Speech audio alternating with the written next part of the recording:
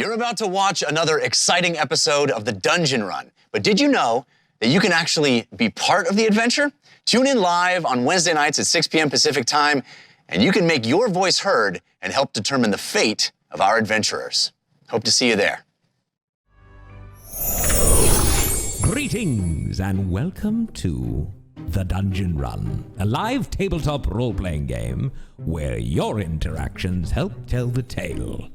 I am Lord Ereban, the Keeper of Secrets, and I have brought these adventurers together and set them on an epic quest to decide the fate of the world. When they found my amulet, it gave them the key to unlock the mysteries of Ein and allowed them to communicate with you, the Watchers of the Time Stream. Now you have the power to help or hinder them as you see fit. If this is your first episode, fear not.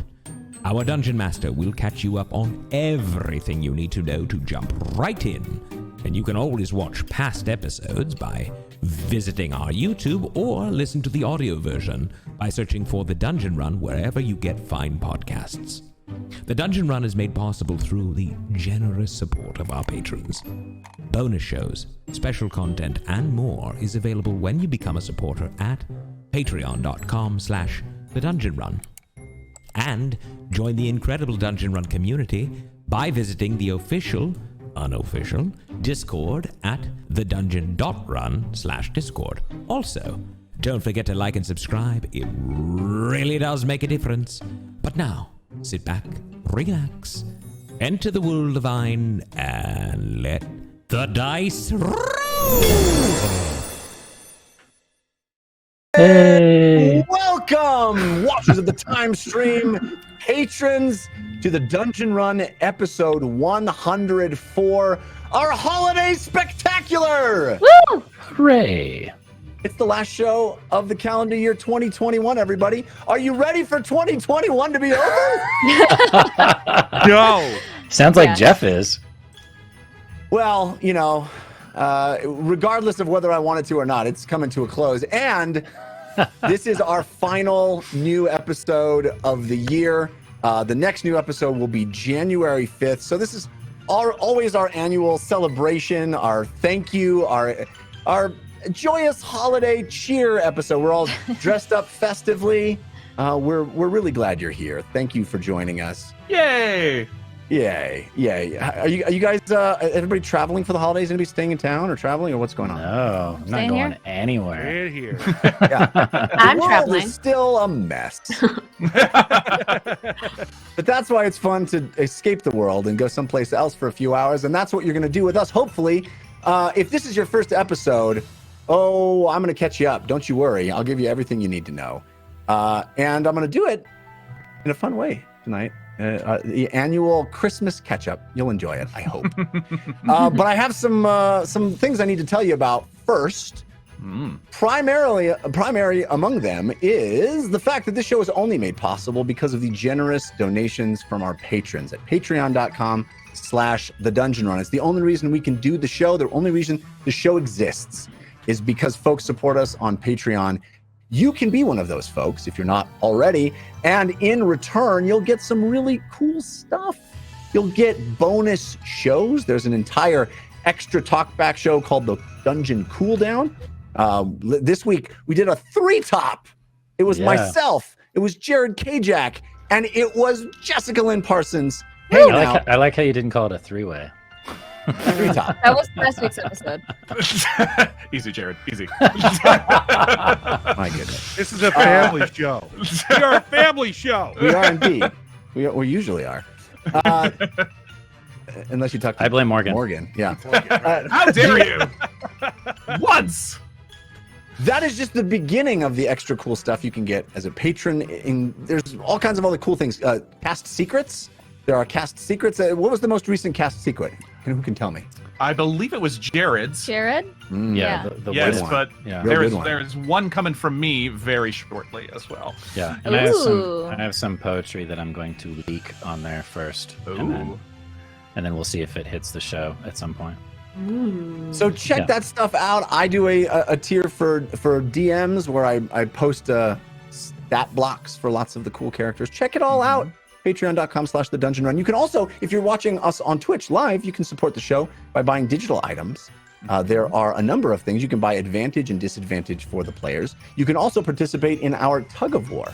We do a tug of war between Team Force of Good and Team Force of Evil, and that has direct impact on our game because the winner of that tug of war, whichever team is triumphant, will unlock a card that affects the following episode. So last week, Team Force of Good was triumphant. I couldn't remember. This week, Thankfully. This week we already have potatoes from AG McLeod, Robin 1972. Thank you for those golden potatoes. The potatoes, the gold potatoes, push the tug of war toward Team Force of Good.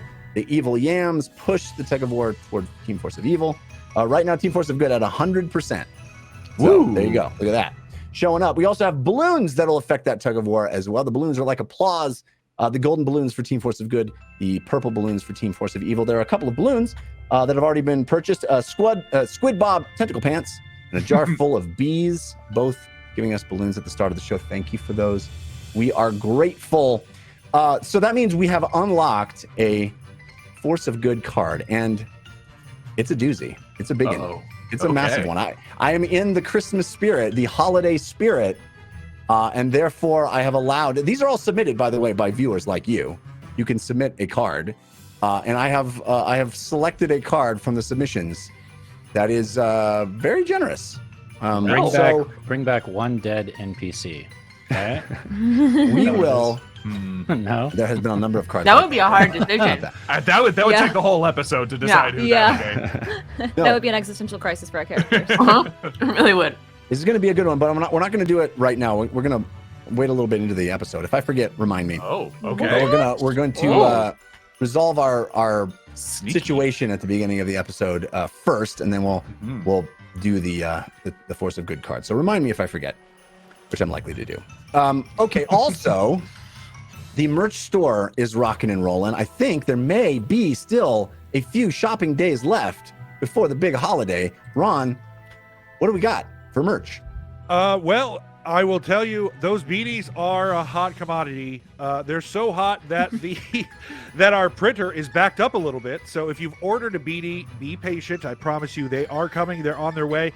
I just got one today. I ordered one of the glass ornaments. They look fantastic. We have a lot of ornaments out there. This is really, really. I was going to say, I'm a little They're nosy. fantastic. A little nosy. It's the great there. beanie backup of 2001. Hurry up and get yours, ladies and gentlemen. Make sure you get yours hot off the press. We got new zip-up hoodies. Make sure you guys check that out. We have a nice new logo, cheap T-shirt for all of you out there who are looking for something just quick to put on. We've got a lot of things out there, notebooks, wrapping paper. I mean, there are a lot of options out there. If you haven't checked it out, check us out at the-dungeon-run.myshopify.com. And we will soon hopefully have a better website there so it's easier for you to remember. And if you guys haven't noticed, we have a little bit of an upgrade this evening to our visuals. I've been working on that a lot this week as well to try to get us a higher quality stream at the end of the day. Thank you, A bit more fidelity there. We're hoping you notice. Also tonight, in the holiday spirit, is we're doing a giveaway, right, Jared Kajak? Yeah, we're gonna give away your choice of a hoodie. Any hoodie from our shop, you get to pick, and there's some pretty cool ones, like the one Ron just mentioned. That's a new zip-up hoodie with the logo, or you can pick an individual character's hoodie as well.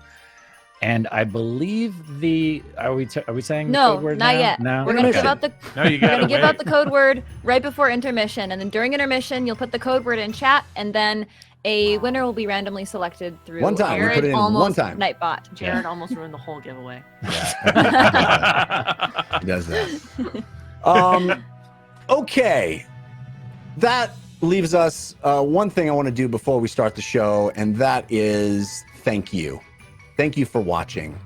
If this is your 104th episode or your first or any number in between, we are extremely grateful. This is the time of year that you look back and you reflect on the year that was. It was a big one for us here at the Dungeon Run. We had to restart the show on our own here on Twitch and with a Patreon. And that is not easy. It was not easy. It has been a ton of work. I am grateful to the 5 other people that you see here that have put in a ton of blood, sweat, and tears to make that happen, to make it possible. And the people behind the scenes as well. I was getting to that. Yes, indeed. We are so grateful. We are bolstered by an incredibly talented, hardworking, and heartfelt team that really go above and beyond every single week to make this show look, sound, and play great. And we are indebted to them. Super grateful. Thank you for supporting the show, making it possible for us to keep making this. And we're really grateful that 2021 we're still here. We're still making shows. So it's all because of you. We're extremely grateful also for the Discord and our community. It continues to be such an amazing source. There's a secret Santa going on the Discord right now, thanks to Fail Waffle and the Raven Queen for organizing that. But this community just continues to grow every day, and it's so amazing seeing people continue to discover the show and then the rest of the community embrace them with open arms. It's really one of my favorite things. So thank you. It's truly magical, and we are fortunate to be part of this wonderful, wonderful community. It's wild that we have gotten to the point where we can actually have holiday episode traditions, as this is our 3rd holiday episode. Wow! I can't believe we can even say that. So, as has been the tradition, we will do a little bit different when we light the torch.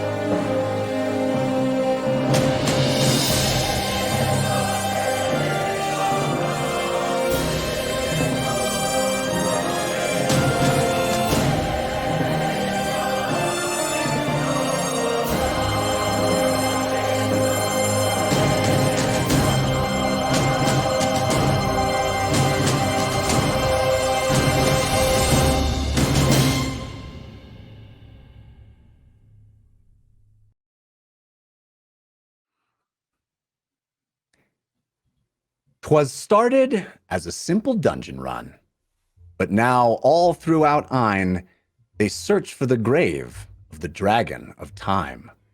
They left the menagerie at Fahima's with care, in hopes that Barbara would keep them all there. The adventurers nestled all snug in their camp were alerted to noise of a scampering scamp. But before we discover what ruined their nap, we should all settle down for our winter recap. For much has transpired in our story this year. It's our 104th session. I'm glad that you're here. Our tale began in a cave underground when our team was surprised by the relic they found. A magical amulet? What could it be? It comes from a time lost to history. 3 centuries ago, there was a great war, and no one remembers what came before. All of the knowledge that people had learned was wiped from their memories. The records were burned. To end that conflict, 5 heroes elected to be something more and keep Ain protected. Their previous lives they'd no longer recall when they turned into wardens 100 feet tall. The wardens ensured a long peace persisted, but in their subconscious, some memories existed, trapped in their minds, waiting to be unlocked with the amulet. It was the key to learning the answers that would let them gauge the threat that had ended the Ariat Age. But the wardens were missing. A vicious cabal was tracking and trapping and holding them all. So our heroes set out, relic in hand, to epic locations throughout the land. Chained up inside of a floating sky tower, the Storm Warden buzzed with electrical power. The Fiery Warden, called the Inferno, trapped far in the depths of the ocean below. Typhoon was the warden, formed out of water, Inside a volcano, the enemy brought her. Each location they fought till a warden was freed from the treacherous clutches of Calcutta Theed, the spellcaster known as the Ashen Mage, obsessed with reclaiming the Ariad Age. She assembled 3 cohorts. Each one was handpicked, a tinker, a brute, and a bandit named Vic. The group, she decided, needed one more, so she pressured Fahima, make 5 out of 4. But the offer frustrated old Vic the Rogue, who shattered an urn, causing it to explode. Vic's sacrifice gave the team a chance to live, an act of redemption and fondness for Civ. The last words Vic said before she was gone was seek out the grave of Nonezzeron. And the shockwave that spread from that magical burst might have saved the whole team, but it made things much worse. Across roadways and towns, forests and clearings, some nightmarish creatures started appearing. Demons with fangs and razor-clawed hands assaulted the cities and ravaged the lands. The only place these things weren't treated with scorn was Uggo's hometown, the city of Thorn, where Braca, his brother, who was Overlord, was merging his people with the demon horde. So the heroes of Bingle had to overthrow the war chief of Thorn, installing Uggo. But it wasn't enough for Uggo to lead. He had to back up his wise words with bold deeds. He shed his barbarian ancestry and seeded a paladin family tree. Returning to Turles, where spells were outlawed, they withdrew the hilt of the Slayer of Gods. A weapon designed in the amulet style had been sitting in Whitebeard's vault for a while. Soon hideous creatures of darkness began bombarding the city. Did they have a plan? The heroes of Bingle, to combat the slaughter, organized wizards from James' alma mater. Then what to their wondering eyes should appear but a demon lord who made them all shake with fear. Surrounded by ravens on black wing he rose, the towering, terrible, dark lord of crows. So Civ, thinking quickly, before blood was spilt, reached into his bag and pulled out the hilt. He asked you, the watchers, to lend him your aid, to charge up the powerful Godslayer blade. But in wielding the weapon, it was exposed to the demon lord's cackling murder of crows. The birds tenaciously wrenched it away just as the wardens returned to the fray. Inferno and Typhoon and Storm Warden came, drowning the demons with lightning and flame. But the demon lord, seeing them, was not afraid, armed with the energized Godslayer blade. He turned and let out a harrowing cry, then plunged it right into Inferno's right eye. 100 feet over our heroes' stunned heads, the Godslayer struck, and a warden was dead. In the aftermath of this terrible fight, the heroes decided to leave for Axbright. One of the wardens they saved was now down.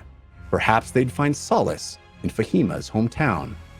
And sure enough, the tiny hamlet was sleepy. But the absence of demons there was a bit creepy. Then Lily saw someone who she used to know, a debonair charmer with hair tossed just so. Reed was his name, his accent, a blend. With Lily, he hoped to be more than a friend. Meanwhile, Fahima's house was a surprise. It seemed while she lived there, it had been disguised. Invisible and inaccessible, too, unless Fahima was in touch with you. Inside the menagerie, almost all gone, the creatures escaped, but for one lone Dijon, a headless, floating, mind-altering sack. So the team decided to get the rest back. Out into farmlands, the heroes they came. They whistled and shouted, not knowing their names. Now lion, who's dandy. Now fish mixed with snake. A magical bunny? Oh, give me a break. Get off of the porch, get off of the wall. Dash away, back to the basement, you all. But even when capturing creatures was done, returned to their pens was only step one. For order and safety to be so maintained, the Dijon named Barbara must be entertained. I'll tell you that facing the dark demon lord was nothing compared to when Barbara was bored. Fahima and James tried reaching her dad inside of a dream, but that dream turned real bad. Was it Calcutta Theed or Barbara that twisted the dream into nightmare combat? Either way, the dream plan had to be scrapped, so they met with a baker who also made maps. Fahima, he said, though his path's not the norm, your father is probably headed to Orms. It was time to leave town, but Lily discussed leaving with Reed, though they all found him sus.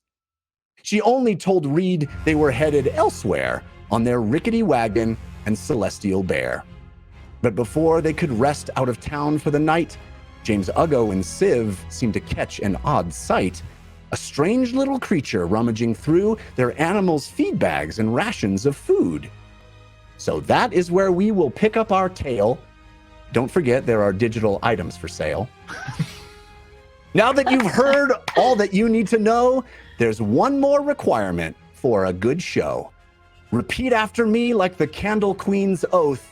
Happy holidays all, and all humankind be both. Be both. Oh. Yeah. That's the show, folks. That's the show. Good night. That's it. We're done. Good night. We're done. Yeah, All the work has been done. That took Jeff the whole week, so there's nothing you're else. not, you're not wrong. That's all I got. That's all I got. That is, yes, dozens of hours of work. The rest of this is a market episode. All right. So if that wasn't clear enough, Wow. The place we are picking up, by the way, there was a point this week where I went, I don't care if this is a tradition, I'm not doing it anymore. I mean, it would have been fair. Where we are picking up is right where we left off. So what had happened is, as they tried to sleep, Fahima, by the way, completely exhausted. She is suffering 3 levels of exhaustion, passed out inside of a tiny hut that has been conjured. But on watch, James and Civ, and I believe Lily as well, right? Lily, were you out on Yeah, watch? 3 of us. Yeah. We were trying to make James's disguise when the Right. munchy crunchy monster showed up. Right. Munchy, crunchy, indeed. The bear has, just as we were finishing last week, sent an image, his connection to Uggo, the magical connection to Texted Uggo. a picture. Uggo, in your mind, you see from the bear's perspective a creature with buried its head. It's kind of got this short, squat, round little body with legs. It's a humanoid, but clearly not human. And it has a long snout that seems to be buried inside the feed bag. Is rustling around and doing its best to pluck food out of the feed bag. It seems to be searching for something. There is something eating the food over there. It doesn't appear to be dangerous, though. Well, I'm looking at it, right? I'm out by the cart staring at the creature, right? Civ had left the dome, and Yeah, I'm just talking. I'll go and come out of the tent or the hut. what's it called? Hut. Thank you. Magical hut, and was like, "There's danger." And then he says, "Well, I don't know if it's danger. It's got a long nose and it looks like a humanoid." Hello. James has to stay inside the hut, otherwise it goes away. So James is staying close to Fahima inside the hut for sure.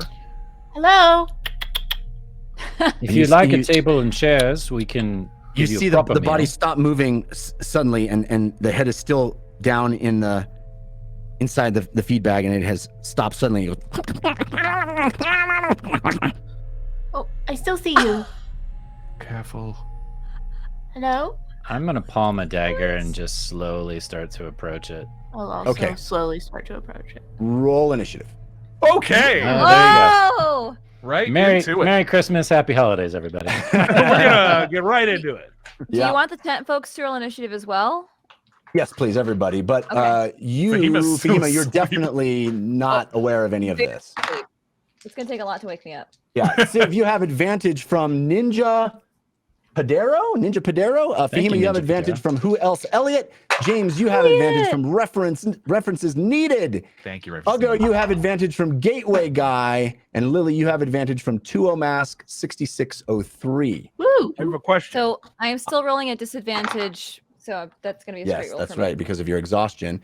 I mean, you're asleep too, so, you know. I have 2 questions. One, did you say I had advantage or was it countered? It's just straight advantage. Okay, straight advantage for me. And second, what is our force of good? Once we get past this, I will tell you. Got it. But Okay. thank you for reminding me. Yeah. I was just curious because I want to use it if I can. I understand. It's not that kind, but I promise. 21st roll. Woo! 20. Oh my goodness. All right. Also, you are welcome to go to the map room. Oh boy. If you gave me a bear, thank you. Oh boy. Fahima and Meep It are sounds so there. Ooh. All right. Sounded so cute. Okay. Oh, there's the bear. Ah, All right. Okay. So, Ugo, you said you got a nat 20, right? Yes, that makes my initiative a 22. Okay. What did everybody else get? I got a Civ? 21. Oh, sorry. Lily got a 21. Viv? I was not expecting this, so 13. All right. 15 for James. And Fahima? 7. That checks out. You are Checks out. asleep, so That checks that's out. honestly great. All right. All right. So, first up, If Do you James want is us still to in put the ourselves on the map here? Sorry, yeah, Aaron. if James is still in the dome next to Fahima, do you want me to nudge myself backwards a little bit and Civ is out? I mean, yeah. let's do Is that. this where our hut is? It's over. It's not by the Yeah, it's sort of in that creatures? bottom left corner there. Okay.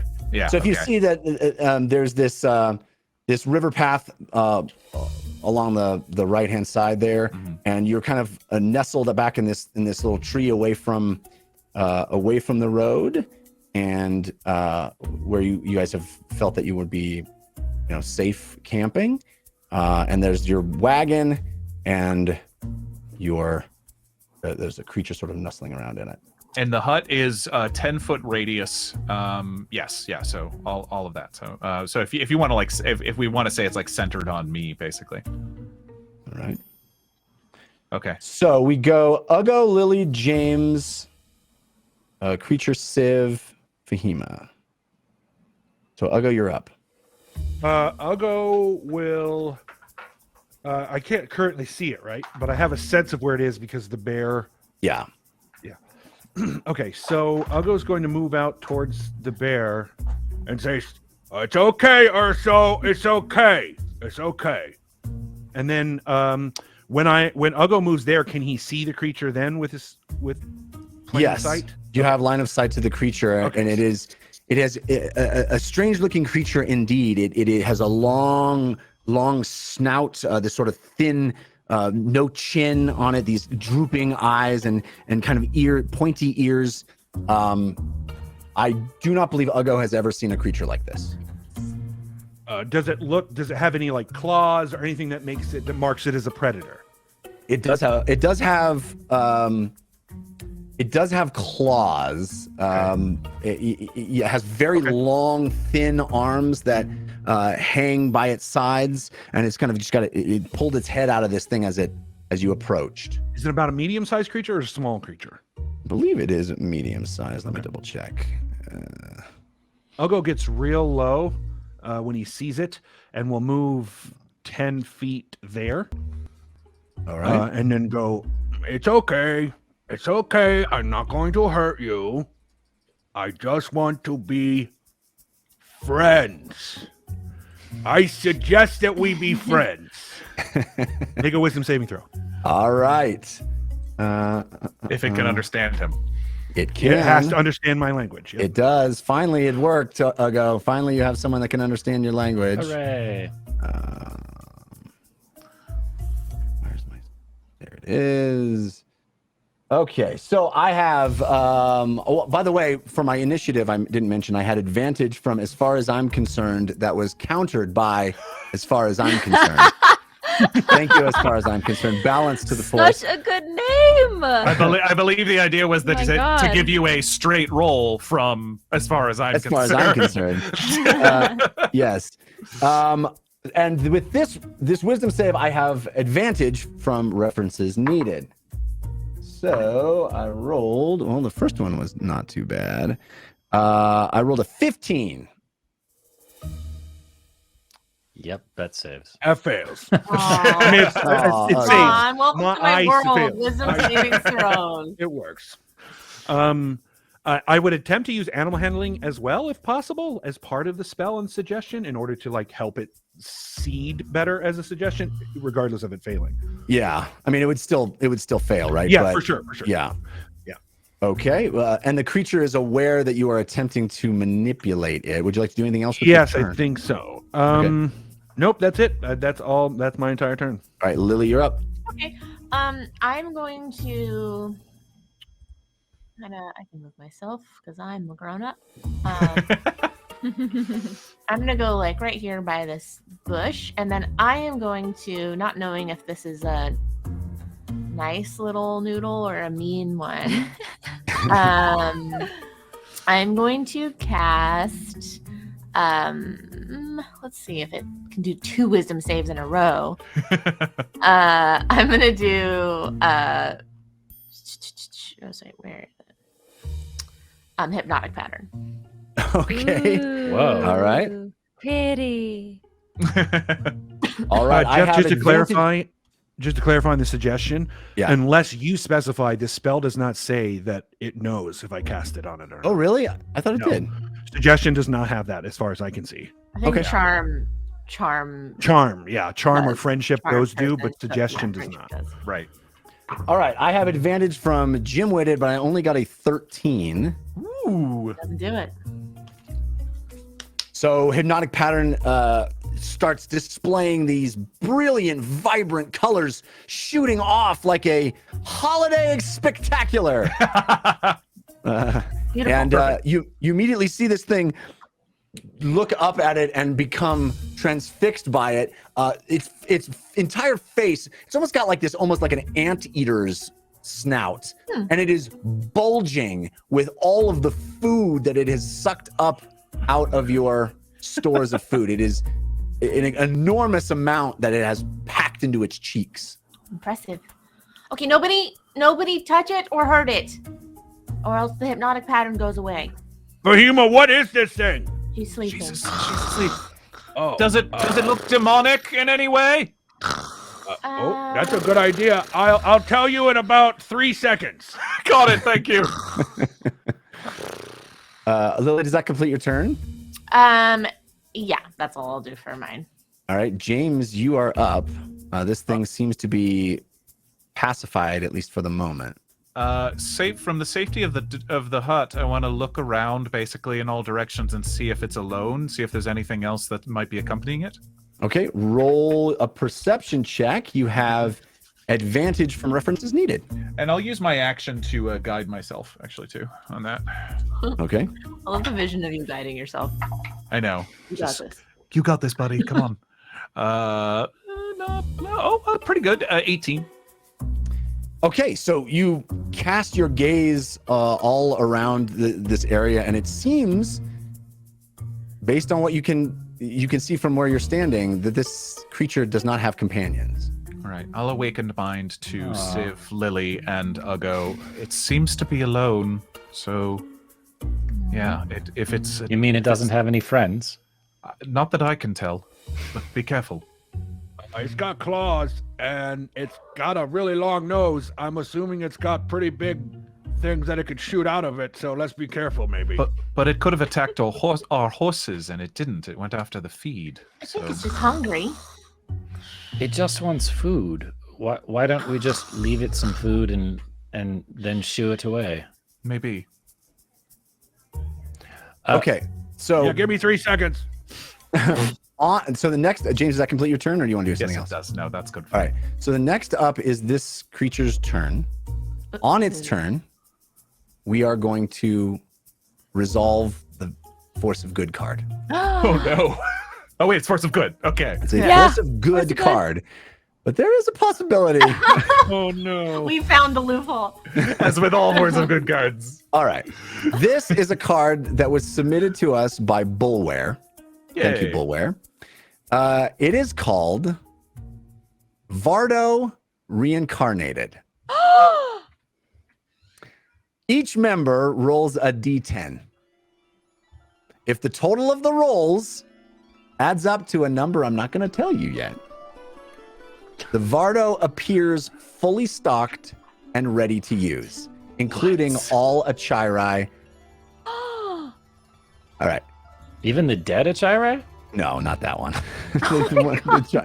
No, it's like it's beamed to you. Amazing if there was like one zombie Achiri that we just don't talk about. No, it's just the corpse. It's just the body of it that lands. It's a Vardo on stock. It's a The Vardo. whole thing is beamed to us, and then just like 5 seconds later, just a dead Achiri just flops on the ground.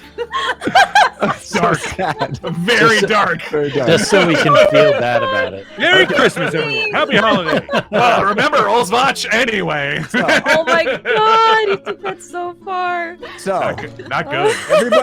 everybody roll your d10s one at a time. We're gonna go around. So here's the thing. I'll actually tell you. Okay. You have to. I want to. Yeah, I guess it's more fun if we know ahead of time. So Okay. you have to get a total altogether. You have to get at least 35. Oh, no. You Five or are higher able each. to spend 50 party gold to make up every point up to 5 points. Okay.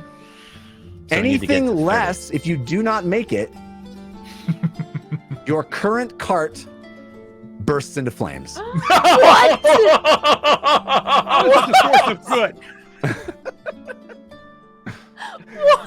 This is perfect amulet. Can I we love it. can we trade it all in for one zombie Achiri? This I card can't- is I the can do spirit of the game. I'm kind of this dead is- set on this the is- zombie this is- Achiri at this point. Pure dungeon Burst run. into flame. Okay. All Oh right. my god. I don't know if we're gonna get this, you guys. I only got a 2. Oh. We're doing it. Go in order. Okay. Sorry. So wait. So James is already gone. Civ, go. I got a 6. So that's Oh boy, 8. that's not good. Oh, Fahima? no. D10, right? We're rolling D10. Yeah, D10s. Okay. 3. Oh, you 11. guys. Yeah, This we're is not going to happening. get it. Yeah. 35 out of 50 is not That's a a little. Well, lot. It's a I lot. lowered it. I lowered it from what Bullware suggested. Can we add proficiency? As someone who rolls a lot of D10s in Thunderstep and Eldritch Blasts, yeah, 35 out of I'll go. 50 is a lot. What did you roll? Do I have advantage? No. Oh my god, what is it? I rolled a 9. There you go. 20. Okay. Roll a 15, Katie. Roll a 15. I No, all you got, gotta do is, all you I gotta got do a is roll a 10 7. and you can spend I the got 5. a 7. I already got a 7. 27. Oh. Still better than average. Yeah, All we're still right. not So gonna reach I know that. I'm gonna get a lot of flack for this because it's a force of good that turned into a force of evil, but No! it's gonna be real fun. What? Merry Christmas to us. Oh my god. By the way, don't blame me. Blame Bullware. Bullware wanted it to be 40 or higher. Oh. I was Off a like, that's 5d10? impossible. I know, that's impossible. Yeah, the median on a Oh. 5d10 is It's 5 25. times 5 and a half. It's 25. Yep. 25. It's I know. it's higher than that because medium is half plus a half because of the way that you round up and down. Okay. Medians are always the dice plus a half, I trust you. according to D&D rules. Okay, Alright. so we Oh, don't have a man. choice. Our cart just burst into flames. He must gonna wake up and be like, oh no, is that my sleeping gas?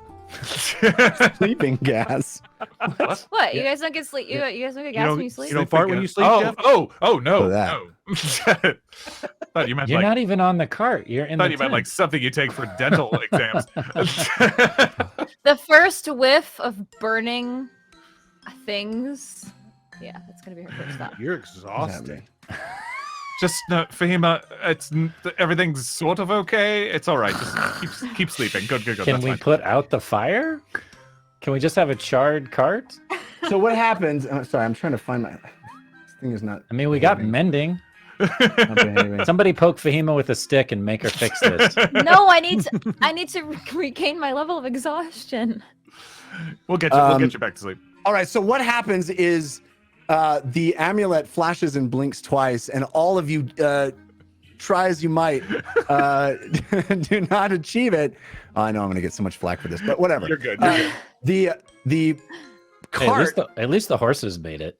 bursts into flames, and you see this creature still staring at the thing as the fire gets closer and closer and closer to it. So it is still transfixed. It can repeat its saving throw on its turn, right? I think so. Yes. Well, At the end of its turn. No, it only gets one save. save. I don't think it gets a save. It has to get jostled or hurt. Remember the Well, werewolves? it's about to get hurt. Yeah. It's about to get hurt. If it takes damage, though, it will. Yeah, it's no saves. Uh, I haven't used this one in so long. It's a great Not a spell. pattern. I know, Yeah. I love it. Civ, you are up. Okay, so tell me if I'm getting this correctly. I'm staring at this creature. The cart bursts into flames. Do I know in my heart of hearts that the amulet caused the cart to burst into flames? I think so, yes. The Okay. amulet flashes, we assume. Does when the this happens. creature appear to be in danger from the burning cart? Well, it's going to be singed by the cart, yes. Okay, then what Civ would do, because I don't want to hurt this this creature for no reason, is he's just gonna run, jump, tumble, and tackle the creature and protect the creature with his own body and spin sideways so that the flames hit Civ instead of the creature.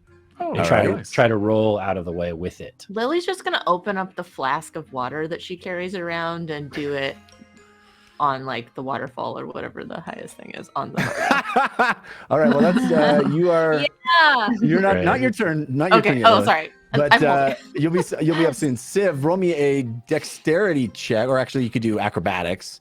Okay. You have advantage from JT Justice 1. Thank you, JT. I forgot. Pretty good. 23.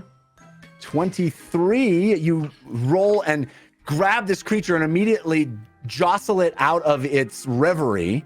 Right. It becomes aware of you, and you tumble away from your burning cart, land on the ground. Is there anything else you'd like to do as you're holding on? Actually, roll me a grapple check. You have advantage from Java Bagel. I have advantage from Dark House, countered by Mega Myelinated. Grapple is athletics, correct? Myelinated? I think it. What is it? Athletics for grapple? It's strength. It just but flat If strength. you are contested, you can use acrobatics. If you're trying to stop it, you Right. can use Only acrobatics. only the target can choose Correct. acrobatics or athletics. You have So to I'm use just- your strength. I'm just rolling flat old strength. Yes. Yikes. Okay. I guess I'm not holding on to him. Well, I don't know if I I was don't know. really planning on holding on to him anyways. I got a 5. Oh, well, he got an 8. It's a very awkward slap fight. You got a in the dust. 5 with advantage? Yeah. Oh my I don't goodness. have a strength bonus. Well, So I got a 5 and a 1. I All right. wasn't trying to tackle the creature. I just no, wanted no, to that's move fine. him I mean, out of the you way. land of on the ground and flames. you are Yeah. not in control of the creature. That's all that I will resolved. release the creature into the wild. All right. Scat. Fahima, you are still sleeping. Unless you would like to, yeah, I think you're still sleeping. I'll go your turn. And I think Meep is with me as well. Meep is. Yeah. I doubt Meep would notice anything too. She's sleeping. Okay. Unless Ugo's it gonna really move. smells. Ugo's gonna move up to the creature, and with one move he's gonna grapple the creature, and the other one he's gonna grapple the bag of feed that the creature was eating. Okay. Grapple the bag of So you've got advantage from Drew B Music on your strength. Thank you, Drew And I B. have advantage from Shiny 8-Bit Boo. Ooh. Oh, it rolled off of the 20. I got an 8 again. I got an thing. 18. All right. So you've got this thing. You're holding this thing. Pretty easy for you to grab the bag, although it is much lighter than it was, nearly empty. It is extraordinary how much this thing has consumed. He's a hungry And boy. Uggo will move it using his second attack, move it 5 feet away from the fire and drop the bag of feed right at its feet and go, "It's okay, we got this," and then turn to the fire. And that's my turn. All right. Lily, your turn. Lily did her turn 5 rounds ago out of order. Seeing the fire, she's just going to pull out the water Decanter. Decanter, thank you. decanter of Flask endless of- water. decanter of endless water. By the way, when the fire happened, both of the horses started moving away too, and your celestial bear, much more intelligent, but still not excited about having fire shooting out everywhere. I'll send it telepathically. Make sure the horses don't run off. All right, so Lily, you pull the decanter of water out of your bag, and what level of water are we summoning? What's the Geyser. geyser? Geyser's the highest one. heaviest. Fountain was the second one, I think. Hold on 1 second. I have it right here. Do. I wasn't there for the last time you Stream, used yeah, it, and I'm not going to stream- be there again. Stream, fountain, or geyser? I think geyser. It's 30. It's only 30 gallons, and Yeah. 5 gallons isn't going to do much for fully engulfed. Good Yeah. point. Yeah. Yeah. Good so point. I'll do geyser, and it's just like fire hose. All right, so Also, as you- imagine it shoots Just me back if blast. I'm holding it. Yeah. an Brace yourself. enormous eruption of water just flows freely from Lily's hands. This tiny little thing just exploding like a fire hydrant that you've uncapped, and Lily knocked back 5 feet. The entire thing cascading over the top of this burning wagon, and you hear the and steam hissing off as the fire is snuffed out by this massive amount of water. Well done, Lily. What happened? I don't know. Okay, wait. Who has the creature? Uggo has it. I'll go get the horses. Okay, as soon as Uggo would grapple it, just so you know, Jeff, it would be awoken from its hypnosis. Yeah, I think it was awoken when Civ tackled it as well. It was, it came out of its reverie. But And when Uggo grappled it, he just moved it 5 feet, dropped it, and put the bag of feed in front of it. all right. So Civ, roll me animal handling on your horses. Sure. You have advantage from I am the Raven Queen. Thank you. And Jeff, Uggo's going to turn around and get real low Much and better. attempt to communicate to the creature as well. Okay. I got a 16 on animal handling.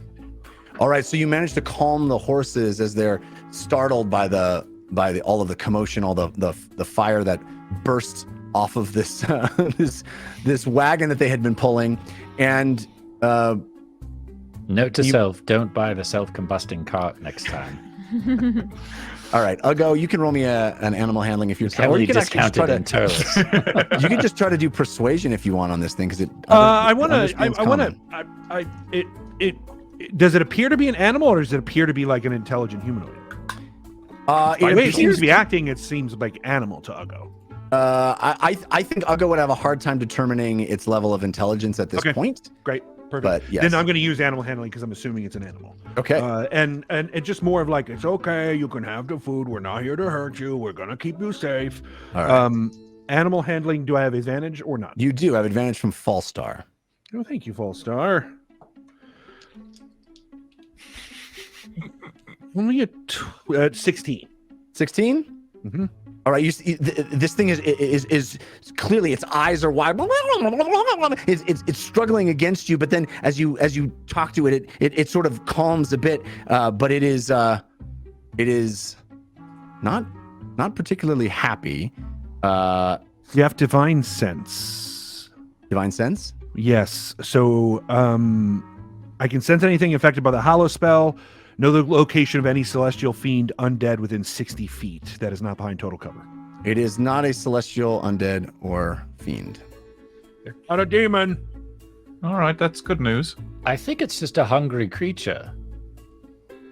Yeah. Can you understand me, little buddy? I will take that as a yes. Are you hungry? Oh,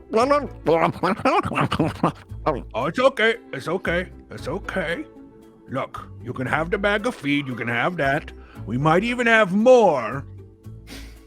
And I'll go. It looks at you with its eyes get really big, and it goes, "Sweets." Did we? And I'll go. It's in there. Hold on. I have something for you. And I'll go. Turns, puts the little creature down in front of the sack, and says, "Stay right here. I'll bring you sweets." And he runs back towards. Yeah, like the cake. Well, we still have pastries from. Oh yeah, from Mr. Tufts. Yeah. Yes. I smell sweets. Say again? I smell sweets. Well, maybe sweets means something different to you than it does to us. To us, a sweets is like a cinnamon bun or a cookie or a cake or a pie. That's what I smell. Oh, okay. Yes. Where do you come from, friend? Give sweets. Yeah. Okay. We may have some sweets for you, certainly, but we also found you going through food in the middle of the night, so you're very lucky that we're quite forgiving about that. Ugo, you have set it down. Is that correct? Yeah, I put it down with the bag of feed in front of it, and then Ugo has gone back to the hut and is, I would say now, probably in the hut. It's your lucky day. It climbs up a tree. It's like in the tree, looking at you. This long snout hanging out of the tree. What's your name? Oh, I'm Lily. Lily? Yeah. Lily have sweets? Well, we have some that we'd be willing to share. Ugo comes out of the hut and he's like, I got some pastries for you. And he looks at Civ. How many of these did I give this thing? I'm not sure because Start with one. yeah. Okay. Jeff, has James ever heard of any creature like this? Roll me a history check. You have advantage from Sonic the Hodgepodge. Thank you, Sonic. Ugo puts on the very end of the wagon, he puts a bear claw. And then backs up with the rest of the sweets. That's a dirty 20. Okay. Dirty. This thing, you see it slide down the tree, run over. It doesn't even use its hands. It just sticks out its enormous snout like an anteater and goes and pulls the entire bear claw into its snout. And it's you see it almost the shape of it like Scooby-Doo going, into its face. More sweets. Yes. We might want to find out if there's more of them. Yes. Are you alone Around. out here? Just hunting for sweets in the middle of the night? Where's Fahima? Wait, is this one of Fahima's creatures? With a dirty 20, have I ever heard of these before, Jeff? It's certainly, you may have read something about something called a Kilmulus. Kilmulus. Which, by the way, Fahima journaled about. That's the only reason it's here. Wait, I'm sorry, you know Fahima? More sweets? Well, yes, we have more. Ugo puts another, this time it looks like it's a cream Danish at the end of it. Again, This is my favorite. James is like, hey, hang on. I like that. Oh, never mind.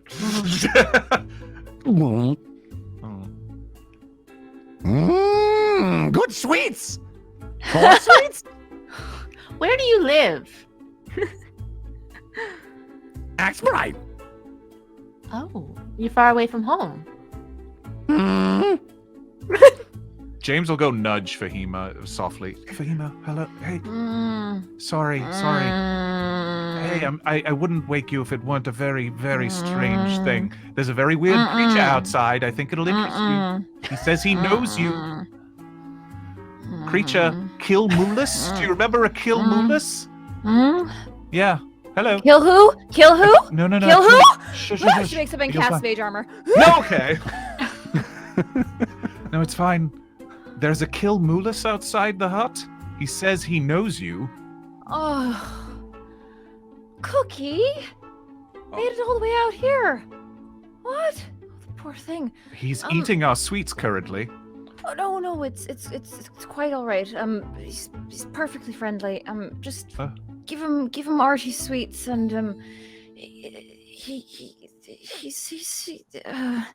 can we figure this out when I? Yeah. Okay, all right. Fahima's not going to be much help, everybody. She's very, very tired. But Cookie, is that your name? It's cute. Well, Cookie, if you want to wait around till the morning, Fahima would love to say hi. No. Okay, if you stay and wait for Fahima, if you stay and wait here with Fahima until she wakes up, I will give you another sweet. We only have them for morning now. You see it back away slowly, and there is almost a kind of a fizzle, a bit of motion in the air around this creature, and all of you get a blessing of bountiful generosity. What? Yay! So this is We love straight out Cookie. of 5e. Our Nice. rules written. This is they are hungry helpers. They basically just want to be fed well, and if they get fed well, the Kilmulis can target up to 8 creatures within 100 feet of it. It can see, and the next time the target finishes a long rest, it regains all spent hit dice and gains 10 temporary hit points. Oh, Wow. thank you, Cookie. That's very kind of you. All right, so it backs away and it kind of, you see it recede into the tree line and out of sight, and it is hiding. If you want to, anybody watching wants to read about Kilmulis, you'll understand why it behaved that way. And now you are left with a sort of a smoldering husk of a cart. Yeah, I'm And- gonna go survey the damage and see. An entire day's fewer food, Right. less food for your. Okay. Is the cart salvageable? Is it just According charred? according to the force of good, no, it is no longer usable. That was not a force of good. Why? Oh, I know, man. and I'm gonna get a lot of flack for it, but I thought it was fun. And That it was could have- fun. It could have been, It was it could have been amazing. You could have gotten your entire Vardo back. Yeah. I know. That was- Don't blame me. Roll better. That's a force of dare you? chance, is what that is. That's a force of chance. That's a new DM shirt. Don't blame me. Roll better. All right, we can Writing leave it down. the map room. Thank you, Sean. We're making it a shirt. We're making that a shirt. Everyone, come back inside the hut. Let's try to get some more sleep. It's No, I have a very lot late. of work to do. I'm going to have to construct something to be able to attach it to the side of the horses. Otherwise, we're going to have to leave all of this here, all of this food, all of these supplies. I'm going to have to work through the night. Goodness. All right. Well, Fahima's sleeping. It's If fine. I leave this hut, it disappears. So, It's fine. I'll go and I can take care of it. all right. Well, maybe you can sleep as we're traveling tomorrow. Deal.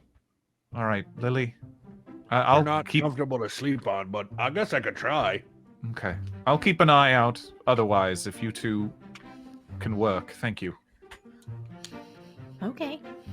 All right, Lily. Have you yeah. got some poetry to make a wagon? Jeff, were there any farmsteads that we passed on the way out of Axbright, since this is an agricultural area? Yeah, no, not directly on this road. You guys would have to kind of double back and I mean, this is the first night out of Axbright, but you did travel all day, so Right. it's a bit of a ways from the farms. You're kind of in between cities now. If you headed due east for a while, you'd end up in Kippelturn. But that would be a more than a day's travel that direction. But you may be able to find something if you keep going, but there isn't any kind of organized towns or cities along the No what you farms. pass. No, No like farms, yeah. okay. Well, my friend, we're going to have to scrap this cart and create some kind of drawn, maybe just a one person or what is it called? A two-wheel Sled? Yes, a two-wheel sled. Yes, exactly. A chariot? Yes. Oh, this wood looks like it's pretty crispy. Right. Well, we're just going to have to make do, and maybe if Fahima, when she wakes up in the morning, she might be able to cast a spell or two to strengthen it in some way. All we really need to do is at least salvage one axle and two wheels, and then I think the rest of it we'll be able to do ourselves. I have tools now. We're gonna need those because I don't really know how to do that. Well, I do. I do. Oh, okay. Yes, I have woodworking. So you tools do now. have a poem that helps you make a wagon. Yes, but I don't know if I have enough time for the poem now. I think I'm just going to do it the old way. I see. But we also need some light. I don't suppose you can help me with that. Torches. That's fine. If you want to plant a torch or A couple around so you can see. Okay. Yes. That's what I do. I can do that. So, Jeff, what I'd like to do is try to salvage an axle and two wheels, and then the rest of the scrap, I just want to create a flat platform that can then be tethered off to one of the two horses. So we can at least pile our belongings onto that, and then the other horse can be ridden or what have And they you. said unsalvageable. How unsalvageable? Well, Me. roll me a survival check. You have advantage from kitty scritches, and I know you now have proficiency Tool. with your Wood. tools. Yeah. Yeah. So I'm just doing survival to try to fix or to salvage. strip the Yeah. cart. Okay. Exactly. I would assist, but you already have advantage. So 12. You are able to get one solid good wheel from the wreckage, and another one that is going to be problematic. It's gonna slow you down a bit. Is it in its current mendable, state. as in like Fahima mendable? Perhaps. All right. Well, then I'm going to build it out of those two to start, and hope that Fahima can fix the other wheel the rest of the way. All right. So you work through the night. Ugo, are you joining him for that? I will stake the torches, and then if he doesn't seem to need my help, then I will do else things. But if he seems that he needs the help, then I will continue to help him. Ugo, you notice actually as you watch Civ, a level of proficiency with his woodworking, just with his hands, with the tools that he's utilizing, that you don't recall him having before. He seems to have really dramatically increased his capacity to work with tools and his workmanship overall. It's something that is striking and very noticeable to you. And my tools also probably have little, like, scriptures or little, poems or whatever written on them. Yeah, inscriptions. Yeah. Steve, I've salvaged wood from burnt buildings before. What you're doing right now, my brain hurt. Where did you learn all of that? It's something that I've recently picked up. Now that I've realized that there is. Okay, hold on. You just recently picked up mastery of woodworking? just picked it up on the road. It was just hanging out there in the ditches. I picked up the power of words, my friend. And as he says that, Ugo, you actually notice that these inscriptions, these carvings that he has in the handles and blades and implements of the tools, they almost glow faintly. There's almost a bit of something happening there inlaid in the actual carving themselves. I feel like people need to turn blue more often. Because you might be blue, but I'm flabbergasted. That's a good use of that word, actually. Yeah, it just popped into my head. I didn't even know it's because I saw your words. It was inspiring. You are very inspiring, Sev. When you Thank want you. to be. Thank you. Thank you. If you don't mind, if you couldn't, if there's any scrap wood that you can find, maybe along the riverbed or something, that might come in handy. Oh, for sure. Yeah, I will look for scrap wood for you. And Jeff, that's what Uggo would do for the rest of the evening. Find scrap wood as he needs it in order to complete his repairs. All right. If both of you are working through the night, then you will also take each a level of exhaustion. Yep. Come morning. I got a 22 on my woodworking stuff. Amazing. Yeah. So, by dawn's light, you have constructed what is a very serviceable little pullable sled or sleigh, we might even say. And is that where this is going? And the rest of you, James, of course, does not need to sleep. Has for some reason is unable to sleep, but Fahima has crashed through the night. Fahima, you awake. You now have only 2 levels of exhaustion.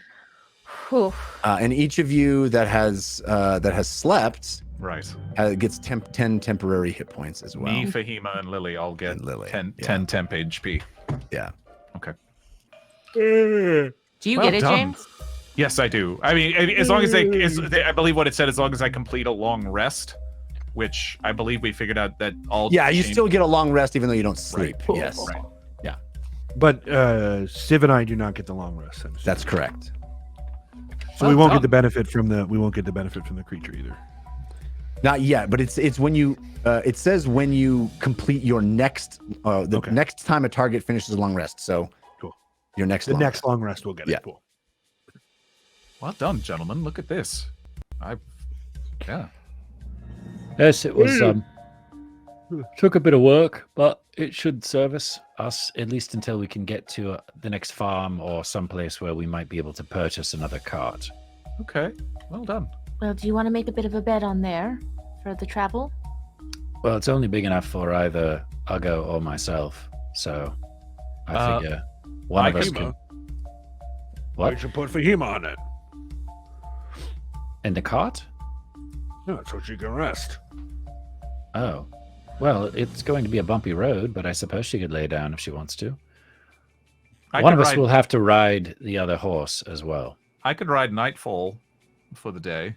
It'll be sort of a weird sight, a demon man riding a phantom horse, but any more weird than an orc riding a celestial bear? I don't know. I think demon phantom horse orc. Maybe. We'd probably attract some. You attention. saying that you're more threatening than me? At this point, maybe. I might give you that one. You are kind of hard to look at. As dawn breaks and you guys are having this conversation, high above you, this tree shakes a little bit, and you hear, "Sweets!" Fahima, Cookie's back. Oh my God! So shit. She stumbles out of her bedroll, moving at half her speed. Oh my God! I feel like I promised him this, Fahima. And Cookie. Ogo gives you the rest of the baked goods. Oh, thank you, Cookie. Cookie, it's Fahima. Hi, sweetie. Hi. Yes, I have sweets from Archie for you. You know your favorites. I have a lemon cake here and a chocolate chip cookie and a meal. Yes, there you go. Good boy. Now, what are you doing way out here? You're a long way from home. Following. No, but Cookie, sweet boy. It's following us. We're going to a place where there's no sweets at all.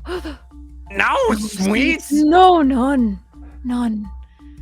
Where we're going, there's, I hate to say it, but no dessert at all.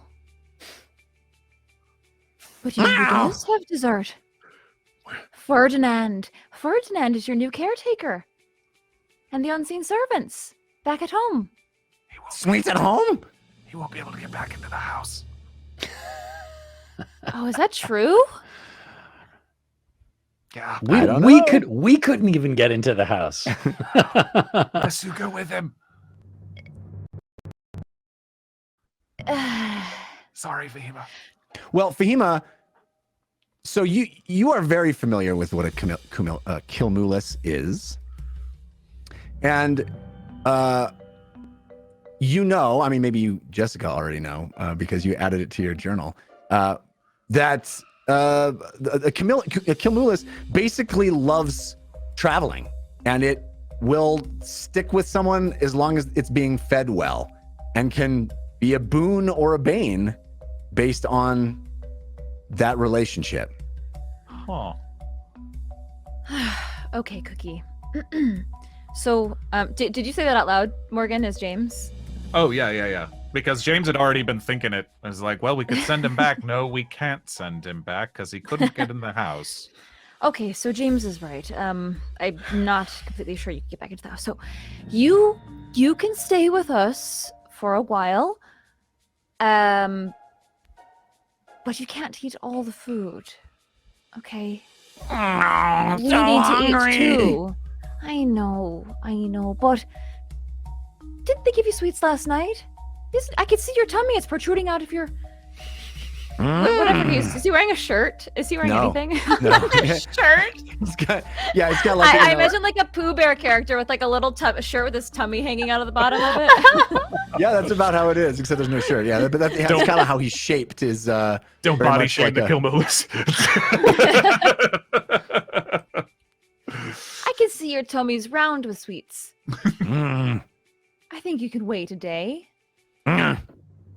Wait, Yeah? more sweets tomorrow? Yes. More sweets tomorrow. Okay, can you be nice and quiet for me? You see it And start just to back up slowly, and it puts its hands behind its back and grabs the tree and climbs up backwards, like keeping eye contact with you, up to the top of the tree and and you lose sight of it up there. Huh. Okay. Well, this is the thing. I'm not entirely sure why my dad has the Kilmulis. Typically they're endangered or whatnot. Are they But he seems to- dangerous?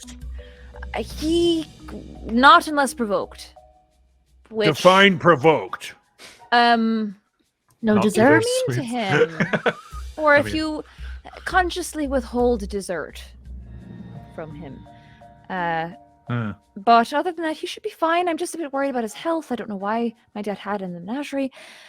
Other than that, he'll just sort of make his way through the trees with us. He's just we going really to follow don't have us. to.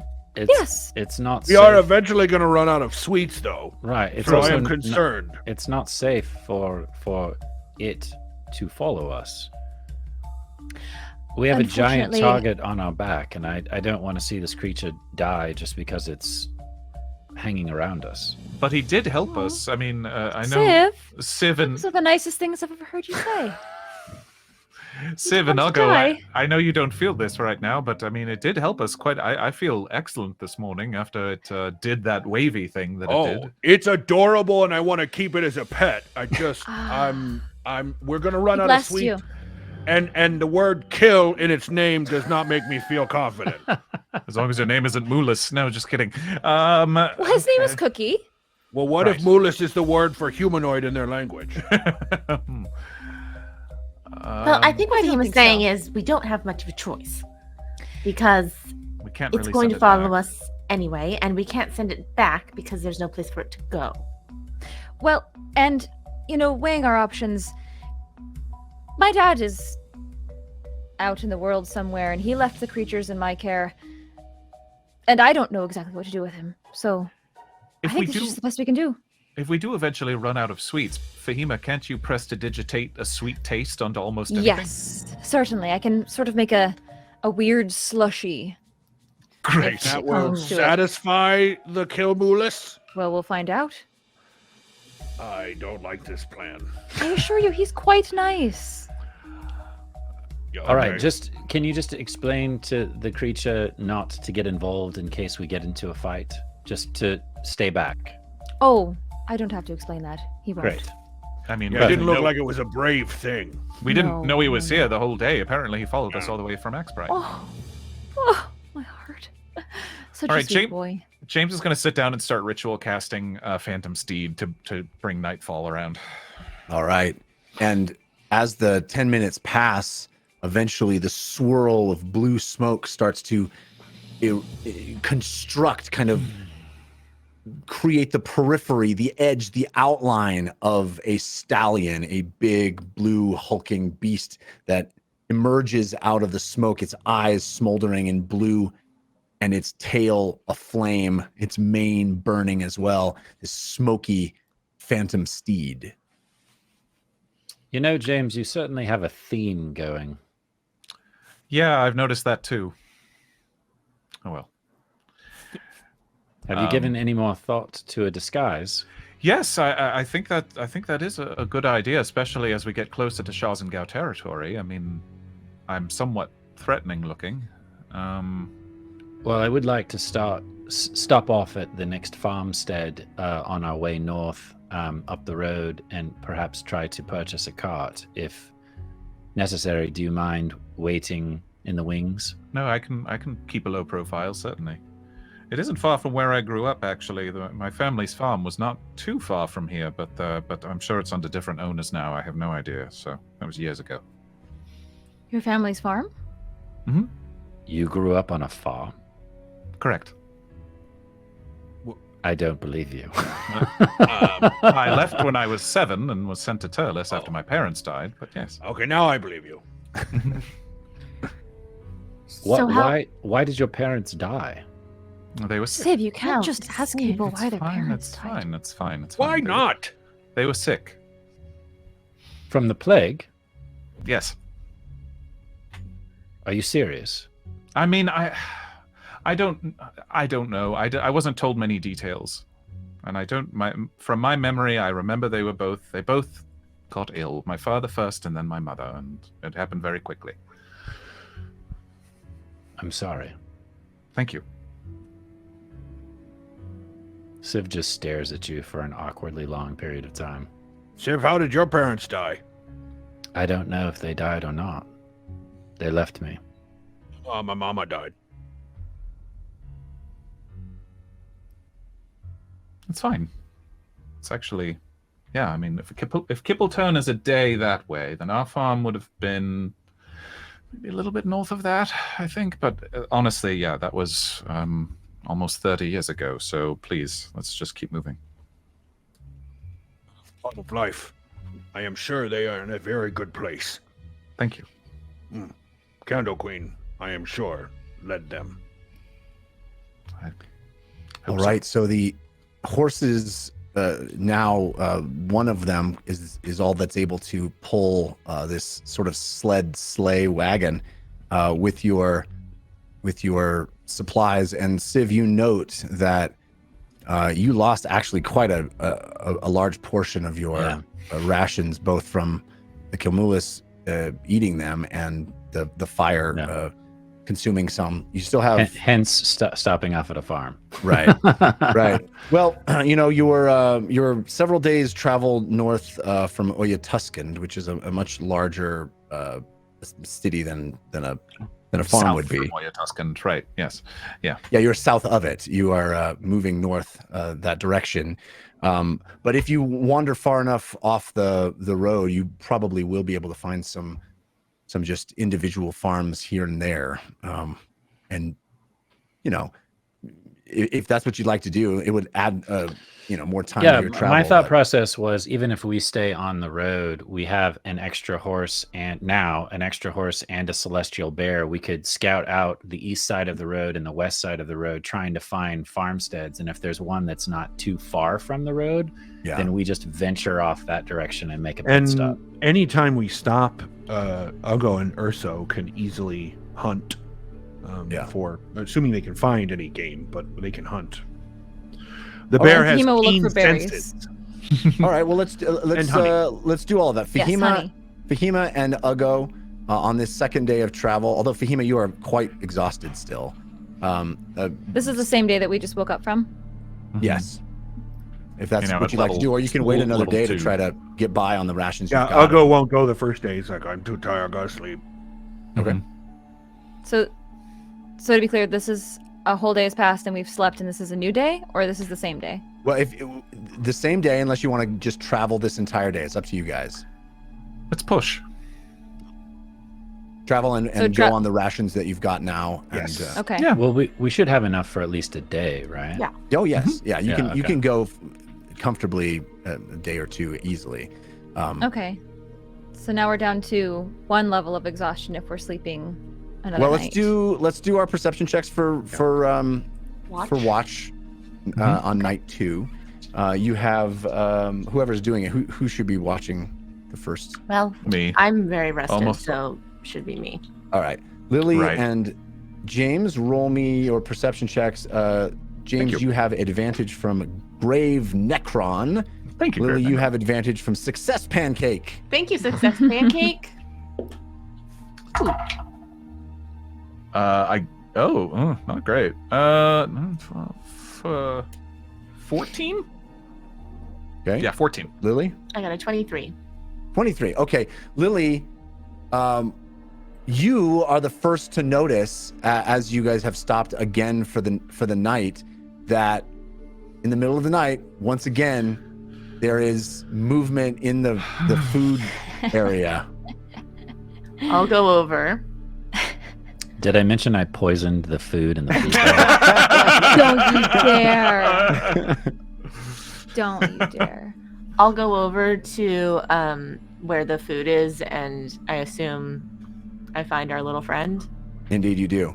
I'll take He looks out up and a. he goes, "Sweets." I'll take out a handful of the feed and, okay, trying my best Fahima impression, and I'll make it taste like, because I have prestidigitation, I'll make it taste like a Danish. Okay. And the sweets. It looks down uncertainly at the feed that you have in your hand, and it slurps it. Sweets, and it retreats back up into the tree, satisfied for. And I'll take the feed bag and drag it back towards where we're sitting. We're gonna All need right. to keep an eye on this a little. We're gonna Yeah, have to I'll make lean we're gonna have to on make it. like bear bags only instead of hanging it in a tree. We'll have to put it inside of the tent. Have Uggo use it as a pillow, so if anybody You ever tries seen to a eat bear out of play it. around with a locked trash can? It's very funny. Good night, Cookie. We'll see you in the morning. I don't know why I dreamt of sugar plum fairies. I don't understand. All right, so that is night 2. It proceeds pretty much unremarkably after that, and Uggo, you finally wake up. Civ also wake up without your exhaustion. Very pleased to have finally gotten sleep after staying up 2 days. Yeah. And Fahima, you are whittling away at your exhaustion level as well, having cast that permanent spell. So on this day, I would love for, if Uggo is cool with this, I would love for Civ to take, we'll say the east side of the road, and Uggo can take the west side of the road, and we can search for farmsteads. Jeff, I had one question for you. The Yeah. end of that night, Uggo casts locate object, Mm-hmm. and again searching for the crossbow that Reed carries. It is not within 1,000 feet. Great. Interesting. You're not telling us you're doing that. Nope. No, crap. That's just Uggo. No trust. Uggo over handling here. his own paranoia. Hey, when you're raised the way he was. No, I think it's very smart. I think it's very smart. All right, so roll me investigation checks. Okay. Civ and Uggo, please. Civ, you have advantage from Kitty Scritches. Uggo, straight roll. This is investigation or perception? Investigation. Investigation? Okay. Yeah. I'll also forage for berries if that's part of what they're doing. Wait, Okay, roll me what a are we investigating survival for? check. We're looking for Farmsteads. farmsteads. They're looking for farmsteads, yeah. They're investigating for farmsteads. And if you want to roll survival for some Yeah. berries. Honey that's and fine. berries. Yeah. All right, Fahima, you have advantage from Yeah. Sonic the Hodgepodge, countered by Grim Faded. Also, well, we got a couple of potatoes I want to mention. Golden potatoes from Guy Vox and Dewski. Thank you Thank both. you. We Can are we up, Ski. up to Team Force of Good at 97%, Team Force of Evil at 3%. I'm sure Team Oh, Force wow. of Good's very mad at me for. Can we save those Evil last doesn't need to do two? anything because you just get him when normally. Can we save those last two? Because I am at disadvantage. regardless. So I don't Oh, want that's those to right. not You are at count. disadvantage. Well, if it's countered, then it you would take the disadvantage Okay. because it was countered, right? Yeah. Still at disadvantage. Yeah. My investigation Oh, for farms is 9. nice. Okay. Sorry, 8. 8. All right. What about yours, Civ? 22. All right. Uggo, you do not find any note of civilization, but Civ, you do manage to find a off the beaten path kind of lonely farmstead. You're able to Occupied? approach it if you like. Occupied? It is indeed. It is indeed occupied. If you Great. want to just roll me a persuasion to try to talk them into selling you some supplies. Heck yeah. You've got advantage from kitty scritches. Thank you, kitty scritches. Fahima, what was the result of your roll? Yes. 17. 17. Okay, so you managed to collect some berries that you identify as being edible and not dangerous. Although you're still very tired. It is it takes a bit longer than it might if you were at full strength, but you're able to collect a number of edible berries that actually probably pretty tasty. Nicely Div? done. I put on my best Reed impersonation, and I get a 23 in this fine farming town, farm, where I seduced the farm lady into giving me the Oh, cart boy. and supplies for free. All right. 3 weeks later, Civ emerges. Being hunted down by a farmhand with a shotgun. He's on the back of a pig, like, just go!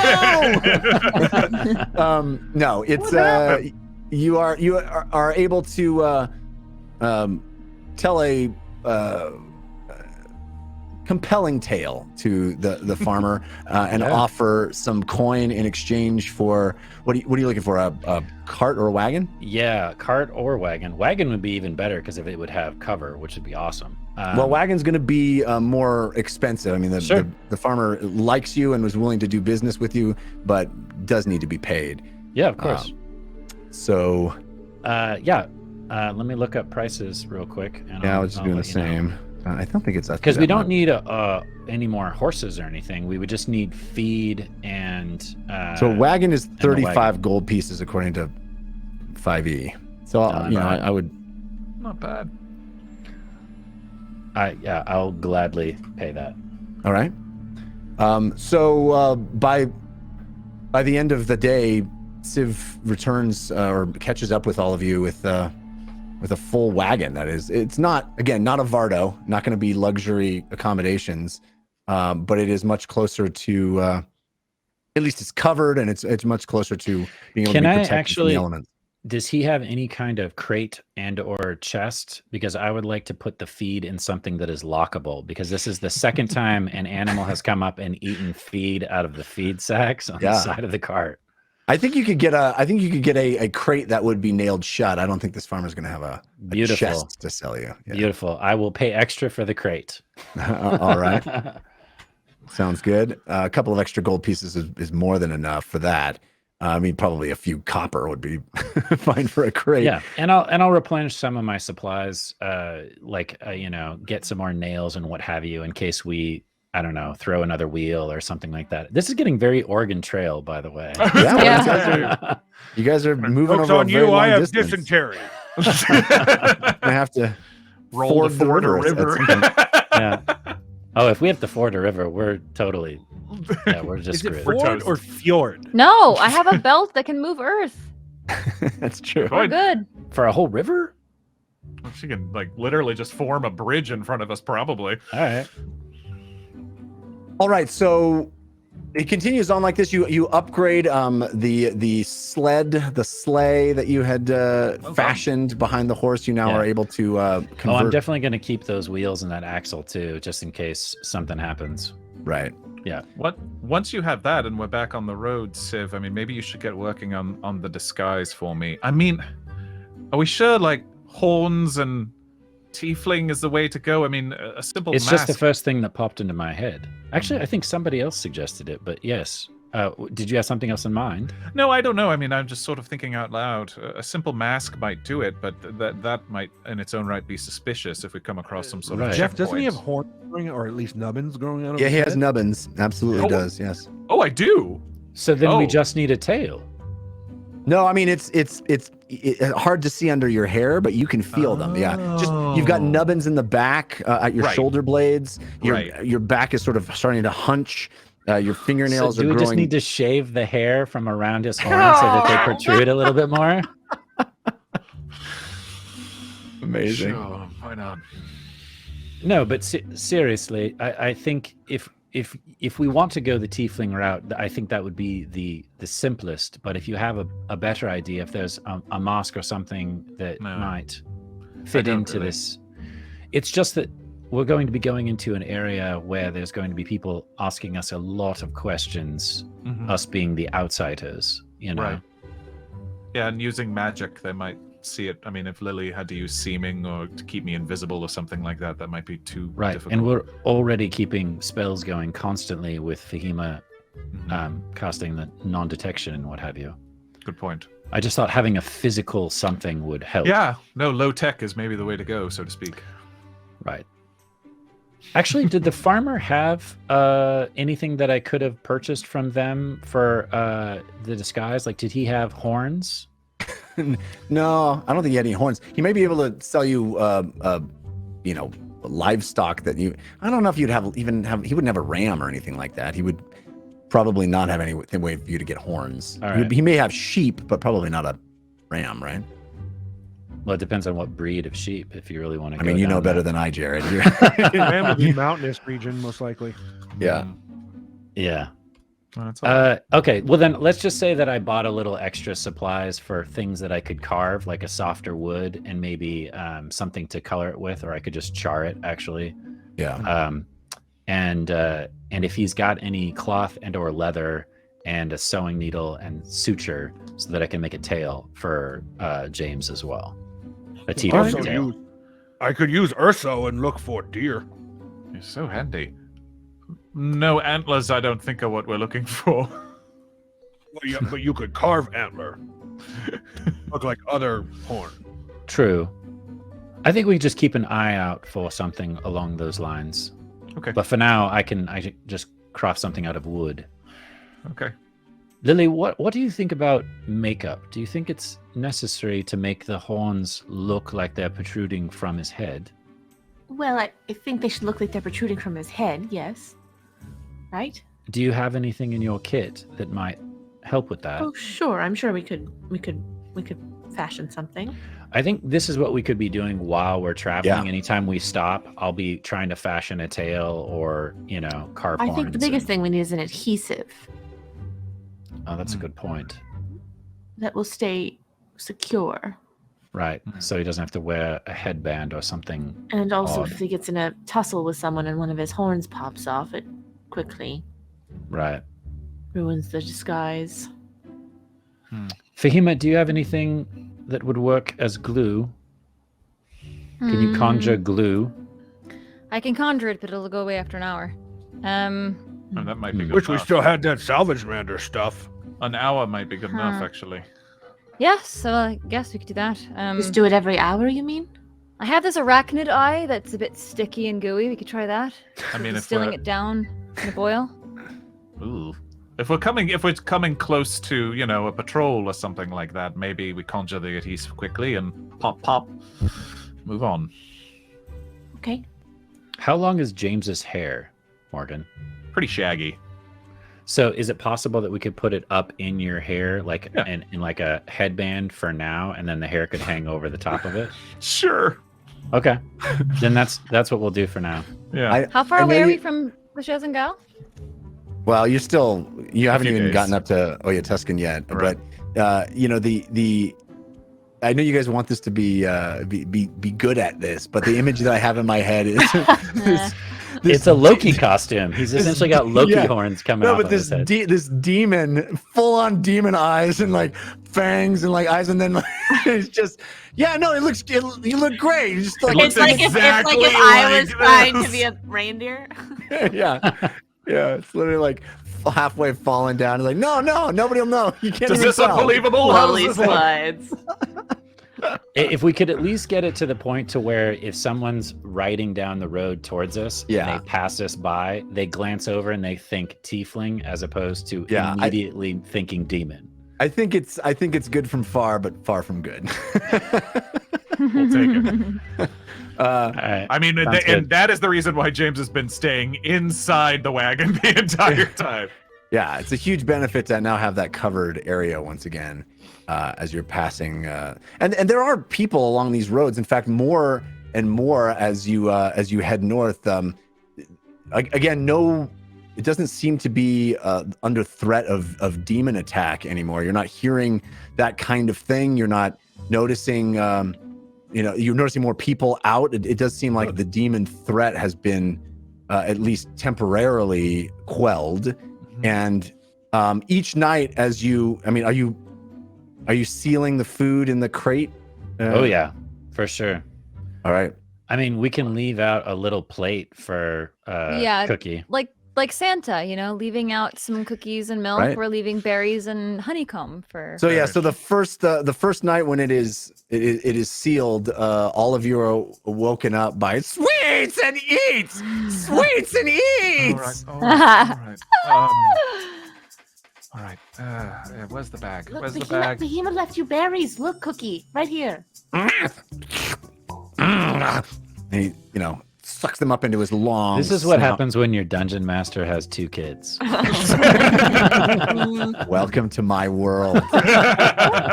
You guys want a challenge? You want a real challenge? Here you go. He's gonna follow you around for 18 years. That's right. Also, the Kilmulus wants to go to college, so you better earn enough gold. Yeah.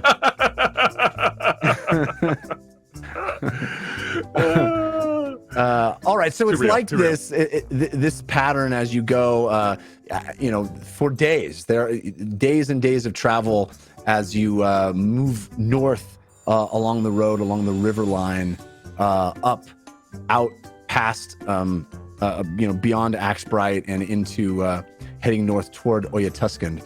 And you are low on food. I'm imagining you're hunting with the bear and trying to increase your stores of food. Meat can help too. Yeah. So there's was much hunting more with hunting. me It's slowing before. you down as well, rather than having the supplies needed to make the travel. You're having to sort of stop at camp and do that. Spend more time doing it. Every night, every morning, leaving out food for the Kilmulus, trying to prestidigitate it into something delightful and sweet. I will say too that Fahima is casting mage armor every day when she wakes up, and then again 8 hours later, and then she's also casting non-detection. But with this, she's a little less methodical. She does a little bit of mental roulette with that one. She's only using 1 spell slot a day. All right. For the non-detection. Interesting. What we were going to say that as soon as Fahima was fully rested past her levels of exhaustion, we had talked about me possibly reaching out to Shothragat to ask about this. I Do still think it's a good idea. You still think that's a good idea? As Not- long as you're all right with Uggo knocking you out in case you go mad. Oh, yeah, for certain. I think we should do it before we're Great. in a town, I guess. Or we could just, if you'd like to restrain me, you can do that too. If I should be able to recover after a long, if anything goes wrong, I should be able to recover after a long rest, or my version of a long rest anyway. Well, So- maybe tonight we should do it before we bed down. Mm-hmm. Yeah. Okay. All right. So at camp that night, James, you attempt to reach out and contact your dark patron. Oh, Lily. I'm gonna tie him up for sure, unless he can't cast the spell tied up. Lily, could I get a little bit of inspiration, please? Of course. Of Thank course. you. Do you need to move your hands and feet? It does have somatic components, I assume. We'll just be on standby. I don't think we need to tie him up fully yet. Yeah. You have a D10. No, James. actually, it's only Which got is- verbal. It's only got verbal components. So yeah, no, you can tie me Great. up. Tying him up. You have an extra D10 from me, James, which has never led us wrong. Thank you very much. All right. Hold on. I'll go as I do. What's that? Ugo closes his eyes and make sure. Okay. Okay. Touches James. James, you are protected against aberrations, celestial elementals, fae, fiends, and undead. Thank you. Disadvantage on attack rolls against you. You cannot be charmed, frightened, or possessed. Oh, very nice. Thank you. Okay. Thanks. All right. So I appreciate your support. Away. Thank you. you tie him up to a tree, or just sort of in the middle of camp? How's it working?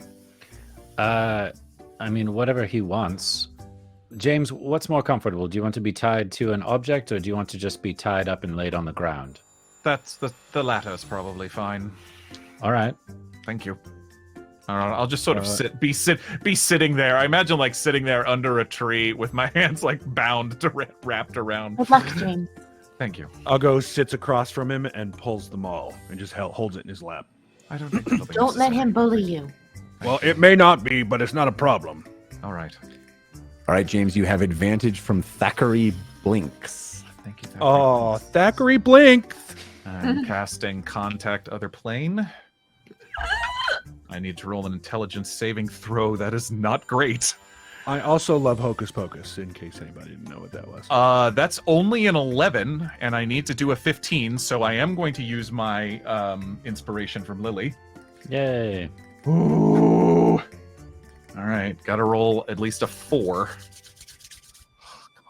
We all roll really well on D10s. It's fine. 6. So that's 17. Woo! Close one. That's the closest that's the closest I've been so far. Okay. All right. Okay, you did it.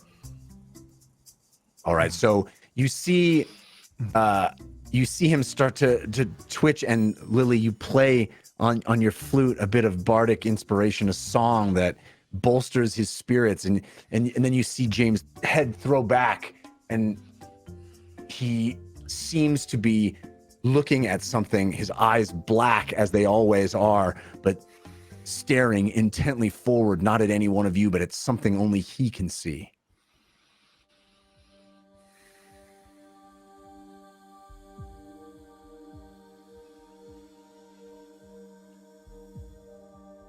What will it take for you to make me look human again? This feeling of blackness on blackness, this presence all around you, pulling at you in ways that it hasn't before, pulling at you, stirring in you things now that feel like they're under your skin, in your blood. There's this deeper connection than you've ever felt before. Your tongue glides over the sharp fang that you've developed, and your shoulders can feel that growth in your back as you ask that question, what will it take? And the answer comes, loyalty.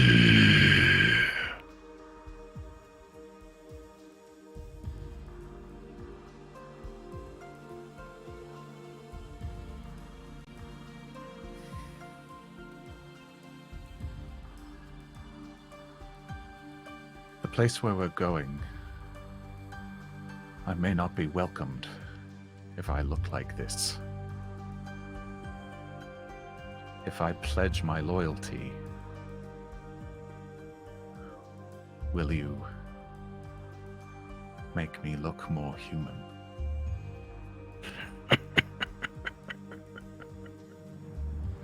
No.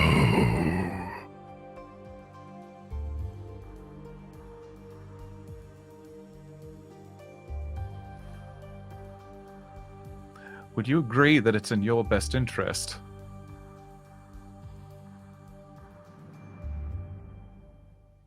for me to pass, if you will, as another person. You say I am your scalpel. Would you agree?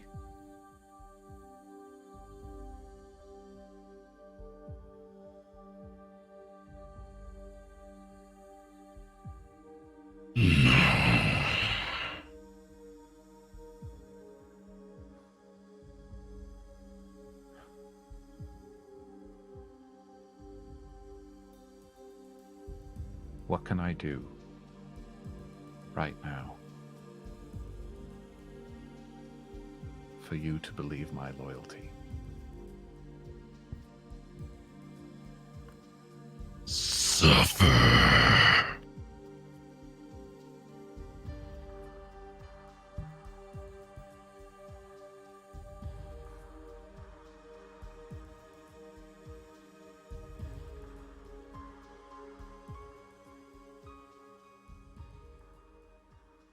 James, let's the fifth question pass. The rest of you see him come out of this state, this other place, and he seems to be not mad. He seems to be in control of himself, relaxed, and he still looks like a demon. James, look at me in the eye. Okay. It's me. What do you say? They're not going to be any help. Did they say what they wanted? Loyalty. In regards to anything in particular, or just in general? Just in general. I asked for a very specific task, even just to see what it would say. No. I think it likes that I think it likes it that I look the way I look. Well, there must be a reason for it, right? Yeah, I think the reason is that I am their tool here in Nine, and they want people to know that.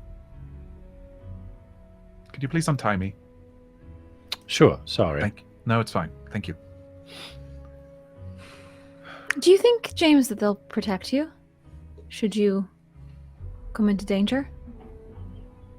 I don't know. In a way, I think you could argue that this power they've given me is protection. I don't know how far that stretches. I'm sorry, I might be forgetting, but do you know exactly what it is that they want? Their end goal? Power. They want power. I think But so. we don't know how and what exactly that means. Or who their enemies are. No. Judging by what Braca told me, I think their number one thing is to keep growing their power and growing their followers, their believers. So they are like Candle Queen. Yeah, Candle Queen says she is less powerful because not many believe in her like they used to. right. So for you to pledge your loyalty, is that a public act? I think it's probably something over time that I need to prove to them. They might also just be waiting to ask you to do something big. I agree. Rude. I think that's... yes. But Would you stop believing in it? yes, I don't know if believing is the issue. I think it's because he made a deal, right? yes, I connected myself to it, and if you'll remember, I mean, the last time it asked me to do something big, I said no, and that's when this happened. What if you took on a disciple? Would that appease the creature? What do you mean, sort of passing on the responsibility to someone else? No, I'm just wondering. I'm sorry, I'm just thinking about my criminal past. usually a good way to climb in the ranks were to bring in some subordinates. I don't know. If you're thinking of Cookie, he's not interested. I shiver to think about that. So it's an interesting suggestion, but no, I don't. I know. No, I'd rather not. James, I have a personal question. Okay. Can we Do all you hear want- it, or is it? Oh, yeah, I was just saying it was going to be personal. Oh, Yeah. okay. Do you want to continue serving it? I feel like you've asked me this several times. I'll go, no. I don't get the answer. No, I've told you. I would stop this now if I could. Well, it knows that, yeah. So then it is not belief then. It is a deal, as you said. Right. I guess I'm just sort of wondering if, yes, it may be quite an obstacle for you to show up as a demon, but if they're going to protect you because they need something from you, maybe everything will be all right. I don't know. The last thing I said that it said it wanted from me is for me to suffer. So, I don't know. Right, know, because it's if you're underneath its heel, then when it turns to release its foot and then ask you to do its bidding, you will feel even less compelled to resist. Did it say that if you suffer, it'll turn you back Well into a said. human? Not explicitly. Do you think maybe it's possible? Why? What are you thinking? There's plenty of ways we could have you suffer in a very safe, controlled environment, surrounded by loved ones. I And think if the this. outcome I is think favorable? this, Fahima. I think this is suffering. Looking this way every day, knowing that all of you are looking at me, being like this, watching Nance look at me, and Maybe that's not their definition of suffer. I think it is. I think it still- knows I don't like looking this way. Sorry, Sif. Yes. No, it's fine. I'm just thinking out loud. I still think we have a very strong possibility with the Keeper of Secrets. If there's anyone that might know a way to break a pact or undo a bargain with a otherworldly being, it might be the Keeper of Secrets. And the thought did occur to me as we were talking about where Conroy might be, that far to the west is where it was mentioned that this entrance, this connection to the void, this far realm might be. So, True. yeah, there might be the opportunity for connection of sorts there. I pray for you every night to the Candle Queen. Thank you. She has not yet illuminated to me on the solution to your suffering. I still very much appreciate it. Well, I could one day show you how to speak to her yourself. maybe. So the journey continues. I'm gonna keep working on his disguise because if this ain't going away, then Civ's gonna get real good at tiefling costumes. Montage! Just saying. It's like a wedding dress montage and James comes out with horns. No. Yeah. So then the next big decision that you guys have to make is if you are planning to avoid Oyatuscand or planning to go there. This is the larger city that is between Axbright and Zhong, and it would be on the road. So you'd have to depart the road and kind of veer around it in order not to go through the city. And it is a fairly large city with a fairly well-known reputation. What is that Which reputation? Well, it's a city of entertainment, very different entertainment than Bingle. It is a city of circuses and adult entertainment. It is much more much seedier. I mean, not that kind Vegas. of, not that kind of. Yeah, it's basically on Okay. Vegas. It's basically on Vegas, but it's a bit seedier. But it is it is a place of Oh man. where you can see extraordinary sights. Circuses are what it's known for. It's but danger too. It's not a super. Do we need to stop here ration wise? Not necessarily. I mean, you guys have think become Civ took pretty care of it. self-sufficient. Yeah. Oh, it's so tempting. That's I was such a gonna say, cool I can't description to not do a can't- side quest. I can't believe I'm gonna say this. I don't think we would. James would probably vote to I go know. around Yeah, because time is of Well, our essence. goal is to go You to the guys grave, can so. think about it during intermission because we'll take our intermission. But before we do, Yes. the next night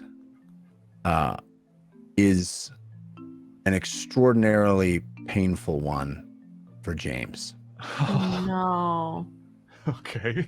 Oh, During the night no. when everybody else is sleeping, if James is up and not on specific watch. Well, I think there's always one of us is on watch with James. We're never going to leave James alone. Just so James in is case he goes always on full watch, demon. or are there times when you're awake but not specifically watching? Yeah, probably. I That's mean, that would be what I would assume, is that you're not Yeah. specifically Yeah. on alert all the time.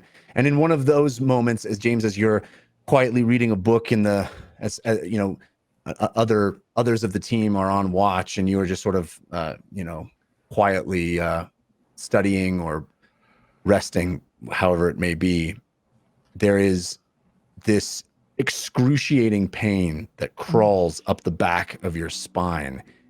And as you writhe from the burning, searing feeling in your back, all of a sudden you feel a cracking and a tearing, as if your spine is deforming in some hideous way. And all of a sudden you reach back and feel tiny wings have sprouted from where those nubs had once been.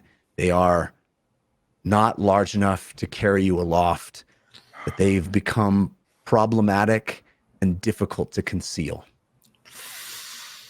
Ouch. And that's where we'll go to intermission. Oh. Wow. Wow. So let me just check and make sure we didn't get some blue. We did get a potato from Nomad PG. Thank you. Not bad. Some balloons. Which Space, Sweet Child of Ein, Squid Bob, Tentacle Pants, I Love Chess. Oh, excuse me. I Love Cress. Celestial Bear Claw. That's fun. There you go. I like that one. Nice. That's a good one. So we are at Team Force of Good at 97%, Team Force of Wow. Evil at 3%. We will be back. Wait. for the second- The giveaway. Our giveaway. Go ahead. Yes. Got a couple things. First, at the beginning of the show, I wanted to shout out a lot of support that we've been receiving. So, we saw a huge cheer from A Jar Full of Bees. Changebox gave out 20 gift subs to our community. Wow. Fallstar, tons of cheers. I'm seeing you all over my feed right now. Thank you so much, Fallstar, for your Thank support. you. The Carson cheered, Jim Whitted cheered. We have so many gift subs. I Love Cress, resubscriptions. Gavalotus gave out 5 community gift subs. Ninja Padero gave out 10 community gift subs. Wow. So much love. There's too many for me to read right now, but we see you. We love you. So many familiar names. And yeah, so the giveaway, it's really simple to enter. Only do it once. Otherwise, you'll be disqualified. But all you need to do is type this keyword into chat. Jared, Yellow snow. No spaces. all one word. All you need to do is type in yellow snow into the chat. One time and you'll one be time entered only. for the giveaway. And what you win is your choice of any hoodie from our merch shop. Yeah. Woo! And Ron, they're super comfy, right? They're really nice. Oh yeah, I just got one. Super warm, super comfy inside. The dungeon run, just the words on the front, and on the back is the full logo. It's like a hug So we'll from the Dungeon contact Run. you. We'll contact you via Whisper on Twitch. If we can't get a hold of you there, then we'll contact you on Discord. But we'll announce that when we come back from intermission. All right. We'll see you on the other side. Thanks, folks. Bye.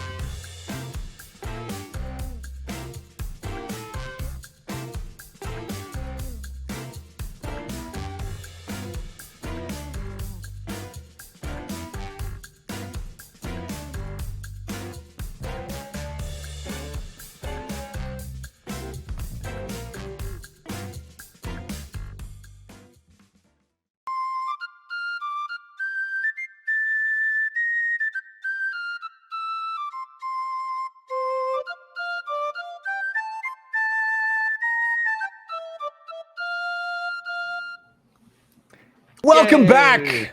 Thank you for sticking around through intermission. All right, as we left off, the team was moving north, and James had himself a new pair of tiny wings. Oh, you make it sound so nice. And we have a winner for the giveaway. Whoa, winner! Yay! Don't want to forget that. Immediate Let's Winner, go. winner, chicken dinner. Typing in yellow snow.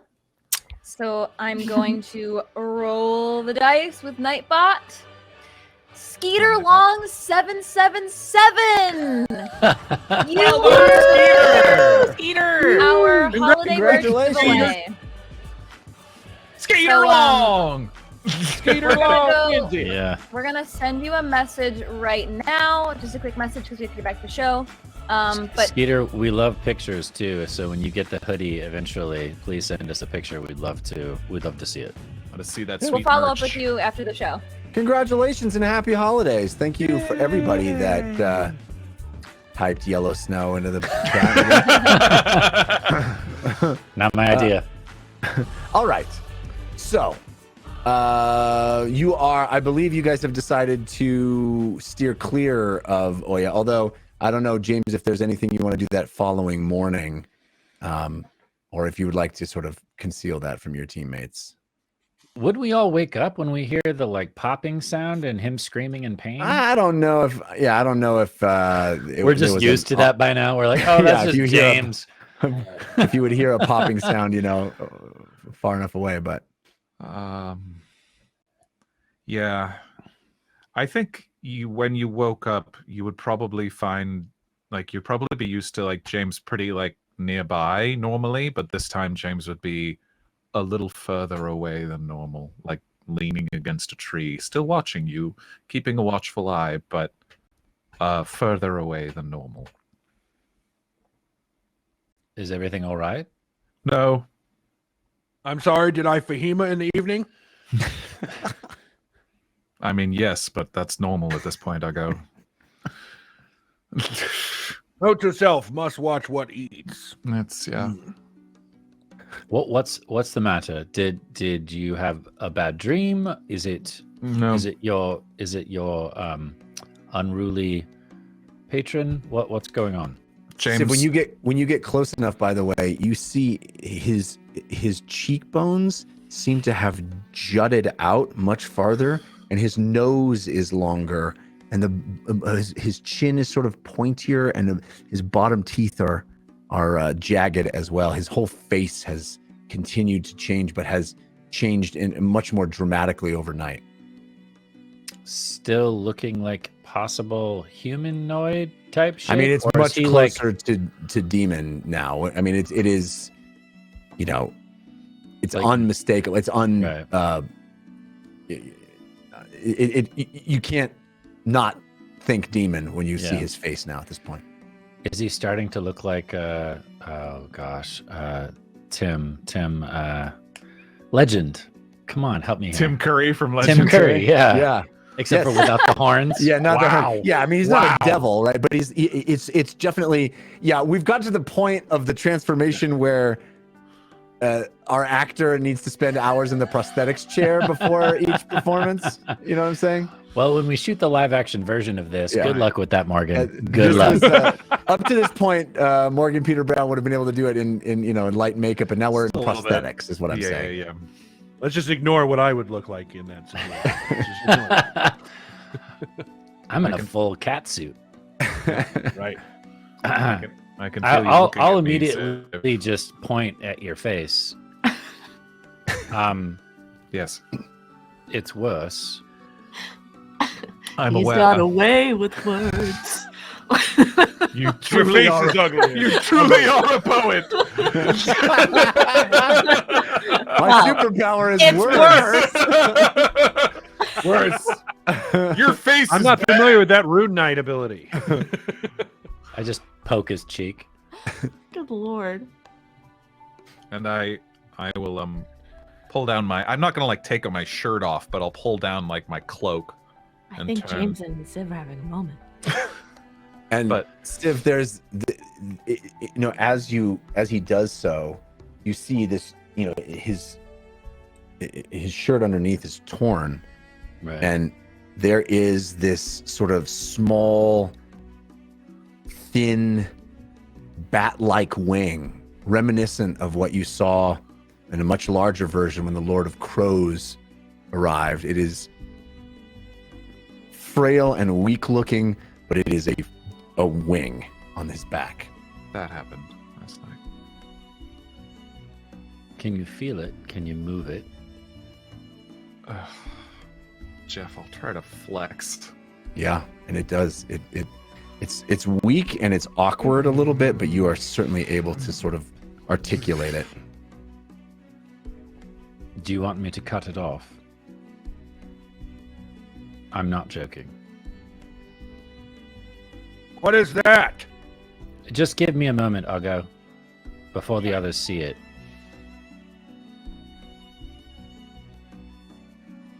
I don't know. I don't think so. James, roll me a wisdom saving throw, please. You have advantage from Jim-witted. Okay. Thank you, Jim-witted. Wow. Okay, here we go.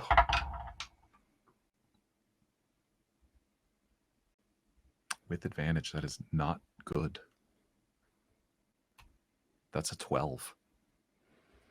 There is an overwhelming urge in you to reach out and slash the face of that tabaxi in front of you with your claws, with these sharpened nails that you now have with your hands. You could just reach out, but there's enough control there where you decide that's not a good idea, but there is so much of you that just wants to do that.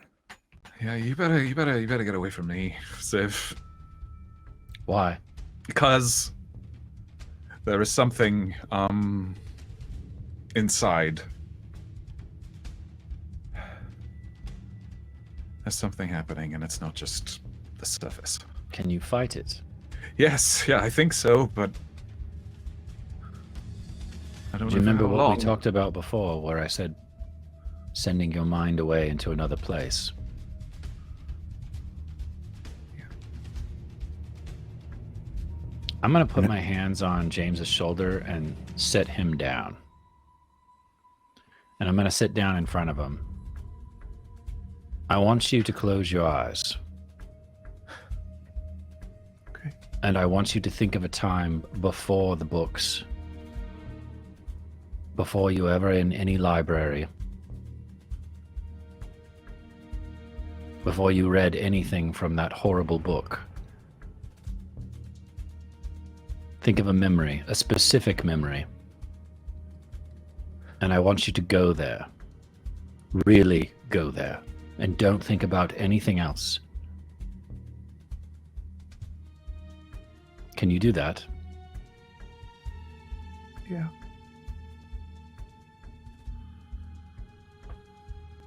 Just play it over and over and over inside of your own mind.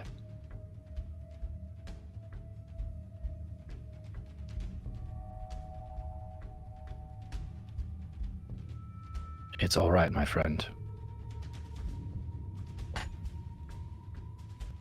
It's going to be all right.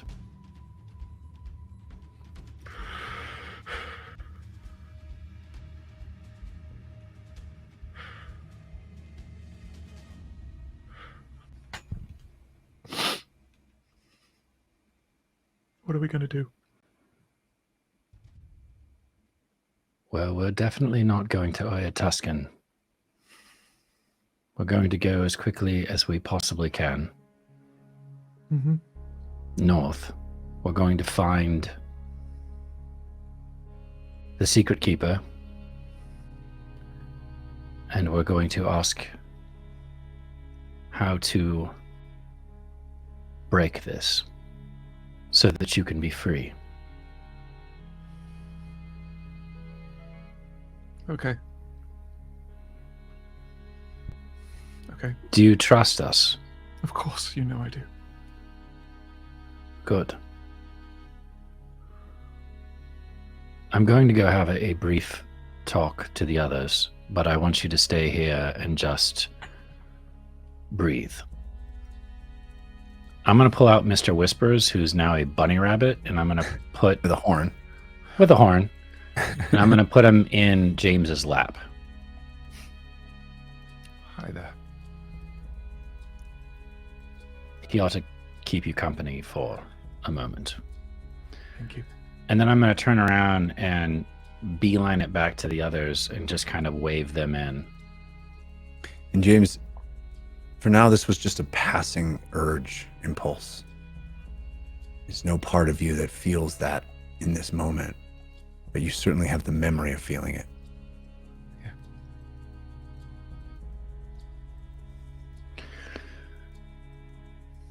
So we have a bit of a problem, and I think you all know what it is, but it's getting worse.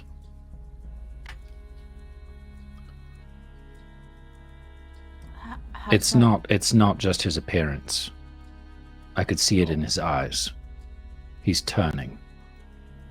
We don't have a lot of time. We certainly cannot go to Oyo Tuscan, even though it sounds like a very fun place to visit. What has happened? I think he's being punished. More so for asking for a reprieve. Okay, then we make haste to try and seek the help that we can. Do you think the Secret Keeper will have answers? I think he's our best shot. We've already met druids and priests that were unable to do anything for him, so we're going to have to go a step beyond that. My assumption is that the Secret Keeper is quite old, and one of our best bets of finding out information is talking to someone who has existed long enough to know about the old ones. Right. If he remembers before the time where everything was erased, before the War of Ideas, if he can remember that time, he might know something about the old ones. Something we could use as leverage. I don't know. I may have something that we can try. I don't know if it will work, but it could atone him. I don't know if he's really done anything evil other than just make a deal. Look at him. Right, he's being punished by an otherworldly god. I don't know if that's his fault other than agreeing to it. If he is attempting to hurt you, or you see his anger, as you described, something changing him inside, atonement works for that, as far as I understand the way the spell works. You know, I can't think of how that would hurt if you wanted to give it a try, but it seems like we are just the subjects of greater beings, and one subject trying to change the state of another is not going to be quite what we need. It seems as though the Candle Queen herself might need to talk to the old ones. It might buy us some time, Ugo, which is all we can really ask for. Can't sit here and do nothing. I must try something. Yes, think she would? I agree. I agree. Do you think the Candle Queen would intervene? This means a lot to Ugo. And I think if James wanted to be led from the dark, as far as I understand my path with her, she wants that to occur. Well, and I think too, Ugo, you probably more than anyone else understand what he's going through, because if he loses his connection to the old ones, he might lose his power, to be rendered very weak. And that's quite a pill to swallow, I think.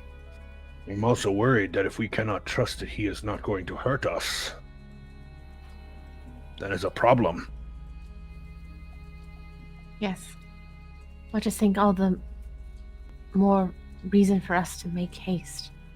But we have to still head to the grave first, yes? Well, they're kind of one and the same, I hope.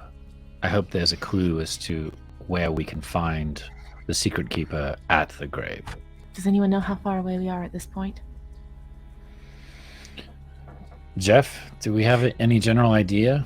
I mean, it's going to take you a few more days to get all the way up into Shaxen Gao country and toward Zhong, which is what you've known so far is that it is east of Zhong. But you are a few days travel outside of that still.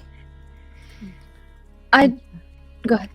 I was just going to say, I think we should put our heads down and travel and proceed with caution with James. Obviously still treat him as a friend, but just be known that he might not be fully himself right now. Well, and on that note, I know that it doesn't need to be said, but can we just here now make a pact with ourselves that no matter what, and I really mean it, we call Hamlet on James. He might not give us that option. Well, the way I see it, it doesn't matter what he does. I think We do our utmost to save him. If I have to choose between Lily and James, That's an unfair question. It's like asking to choose between your children. except one of your children is a demon. So? Been there. So what Jeff, I your kids are going to watch this show at some point. At some point. Hashtag relatable. Well, I What I- mean, of course there's... They don't know which one I'm talking about. Sorry, go on. I'm ruining this moment. Sorry. I'll go. In those types, obviously there are situations that are...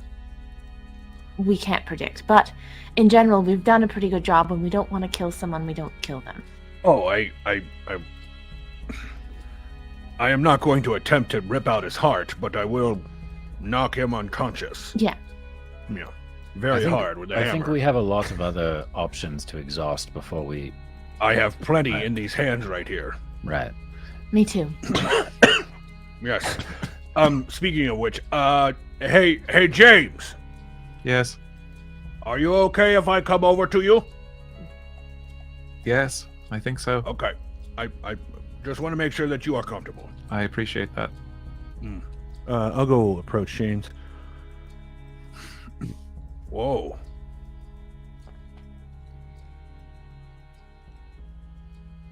Yeah.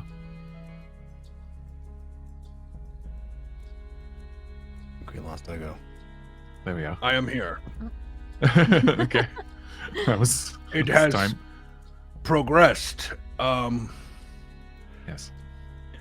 I want to try something, but I have to hurt you first. Okay. I just offer my Are you arm. wounded? Did the process wound you? I don't think so. But yeah, go ahead. I'll hold out my hand. Ugo takes a dagger from his side, and Jeff, I will cause 1 point of piercing damage to his hand. All right. What color is his blood? Black.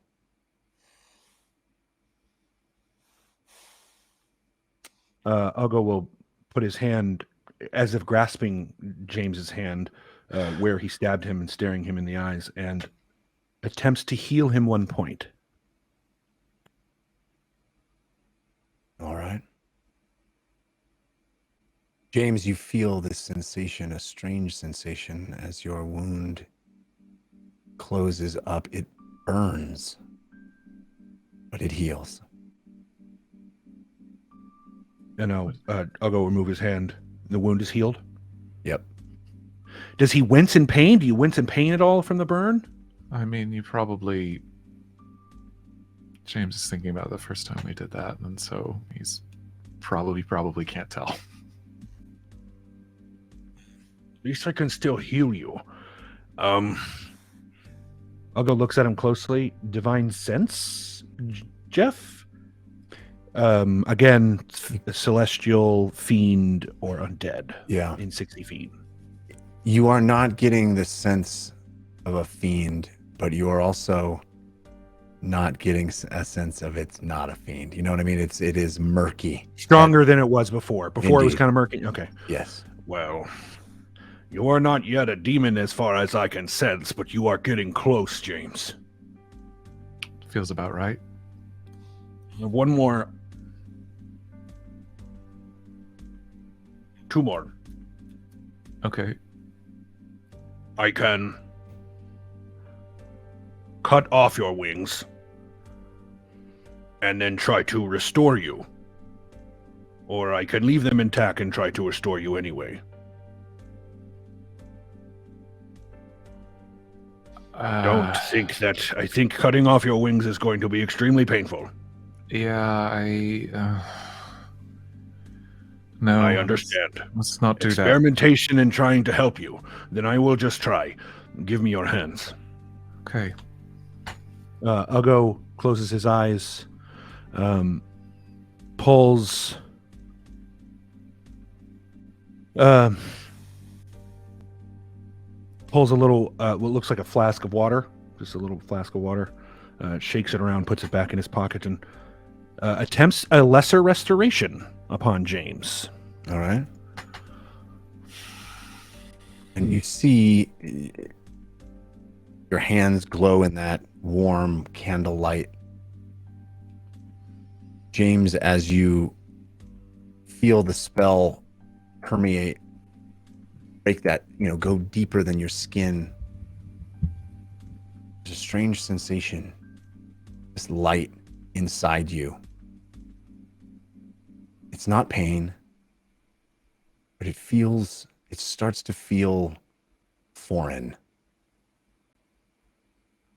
There's nothing for lesser restoration to cleanse, so there is no effect, but Disease, poison, right. effect of any kind. Yeah. Yeah. Thank you for trying.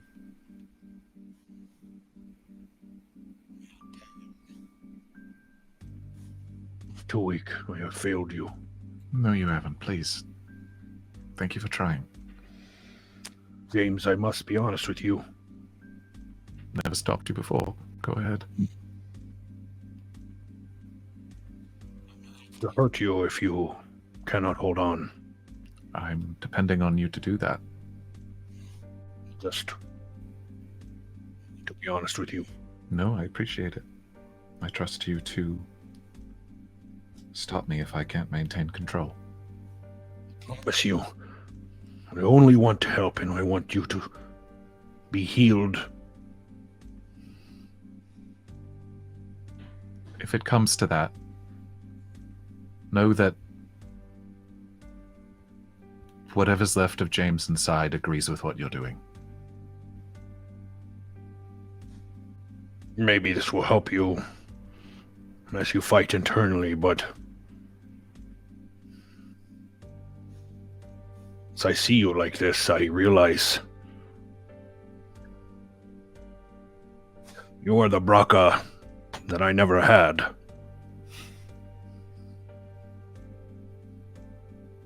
I do not want to happen to you what happened to Braca. I'm sorry.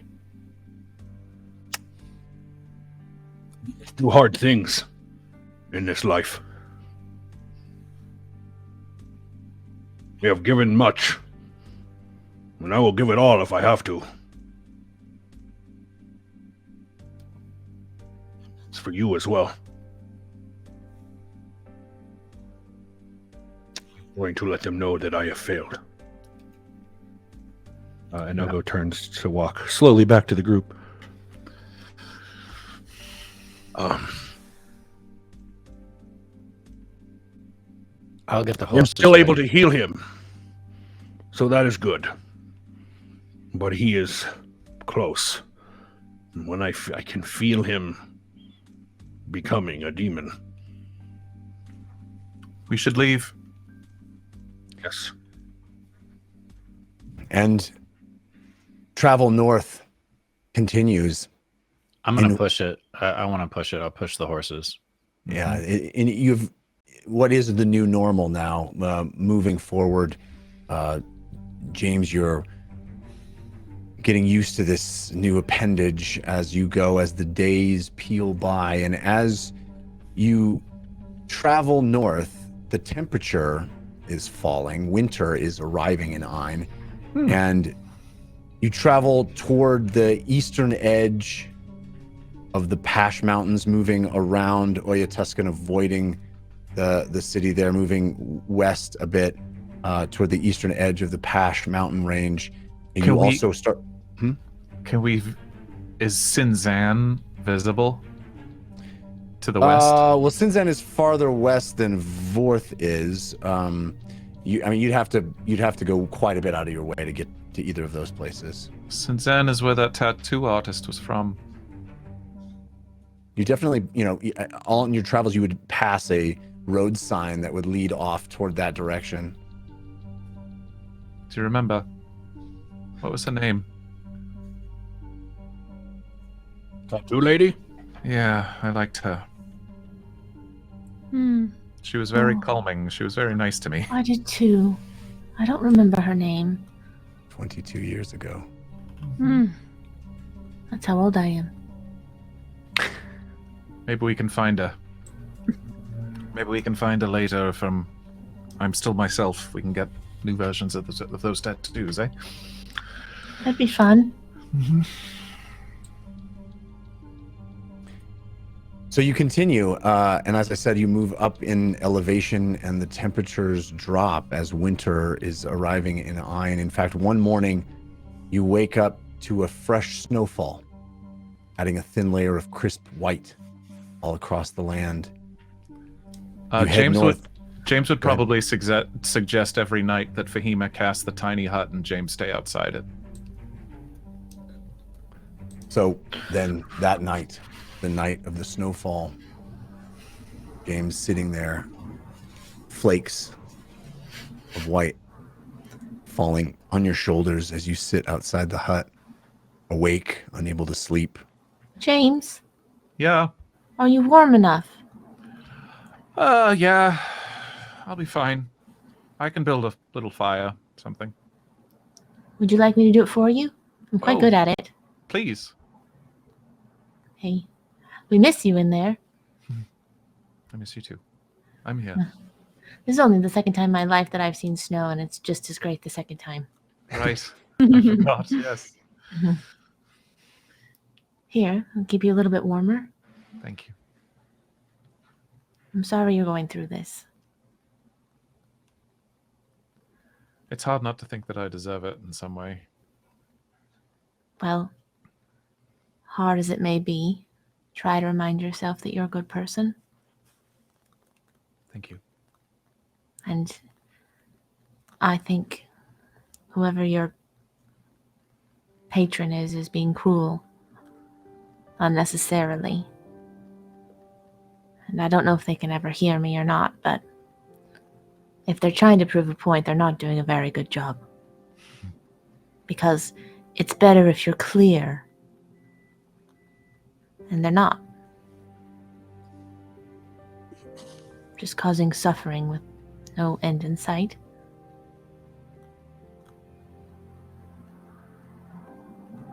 Thank you.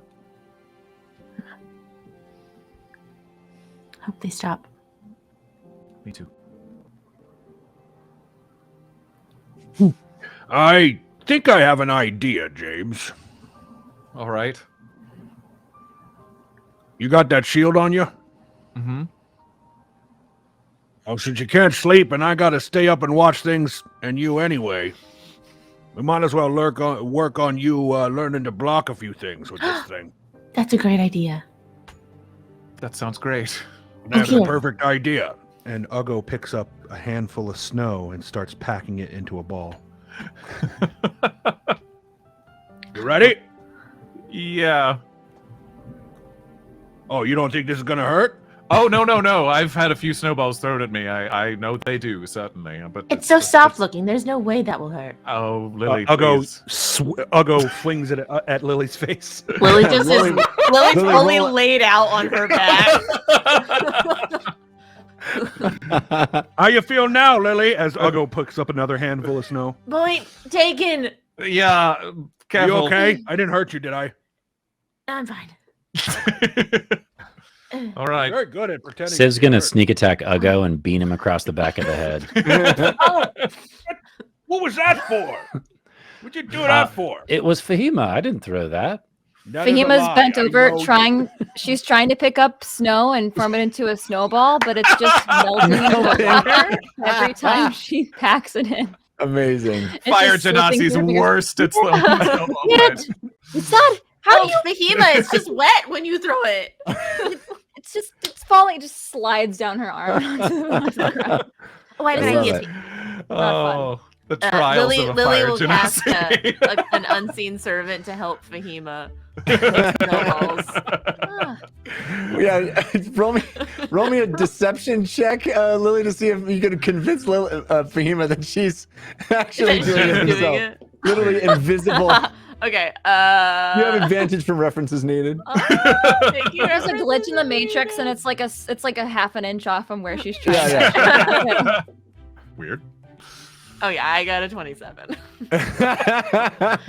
So Fahima, for a second, you're like, it's like as if you're throwing the snowball.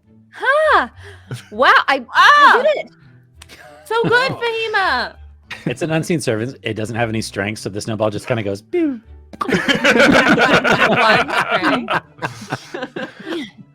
Still Oh wet. well, it's probably too warm, and that's why it's going so short. James, roll me a dexterity check to see how you're doing on your training. Yes. You have Thank you. advantage from Kildarin. Thank you, Kildarin. 19. 19. All right. So, Yeah. Uggo, you're throwing snowballs, and James, as you're raising the shield to block them, and this is progressing, and you're starting to feel a little bit more confident using the shield. And then, Uggo, you start trying to make it more difficult to challenge James. And at one point, you throw one really hard, and James, it's coming right at you, and you leap out of the way, and for the briefest of moments, hover in the air.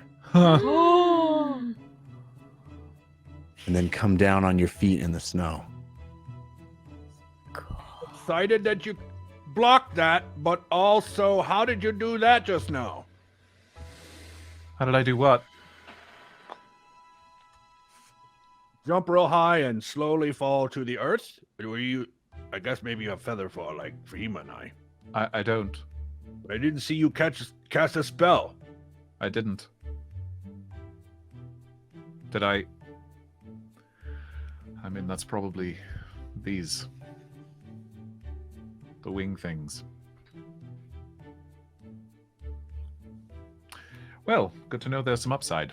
Anyway, moving on. The travel north continues into the cold.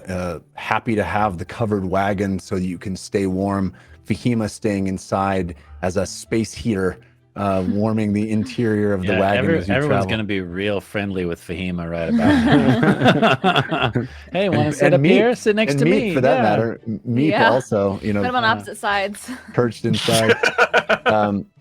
And you move into the edge of what is undoubtedly Shaxen Gao territory. And as you've been told, this is dangerous area. This is an area that has become very much unwelcome for Southerners, for Latlanites, as the imperial power that is Shaxen Gao has closed their borders very intentionally and made that clear that folks are unwelcome there. And so as you travel and cross over into that area, it is very much conscious for all of you that things are getting much more serious and much more dangerous as you intentionally head north into Shaxen Gao territory toward the city of Zhong. And as you continue to move toward the city itself, which is what I'm assuming where you're headed, right? Toward Zhong.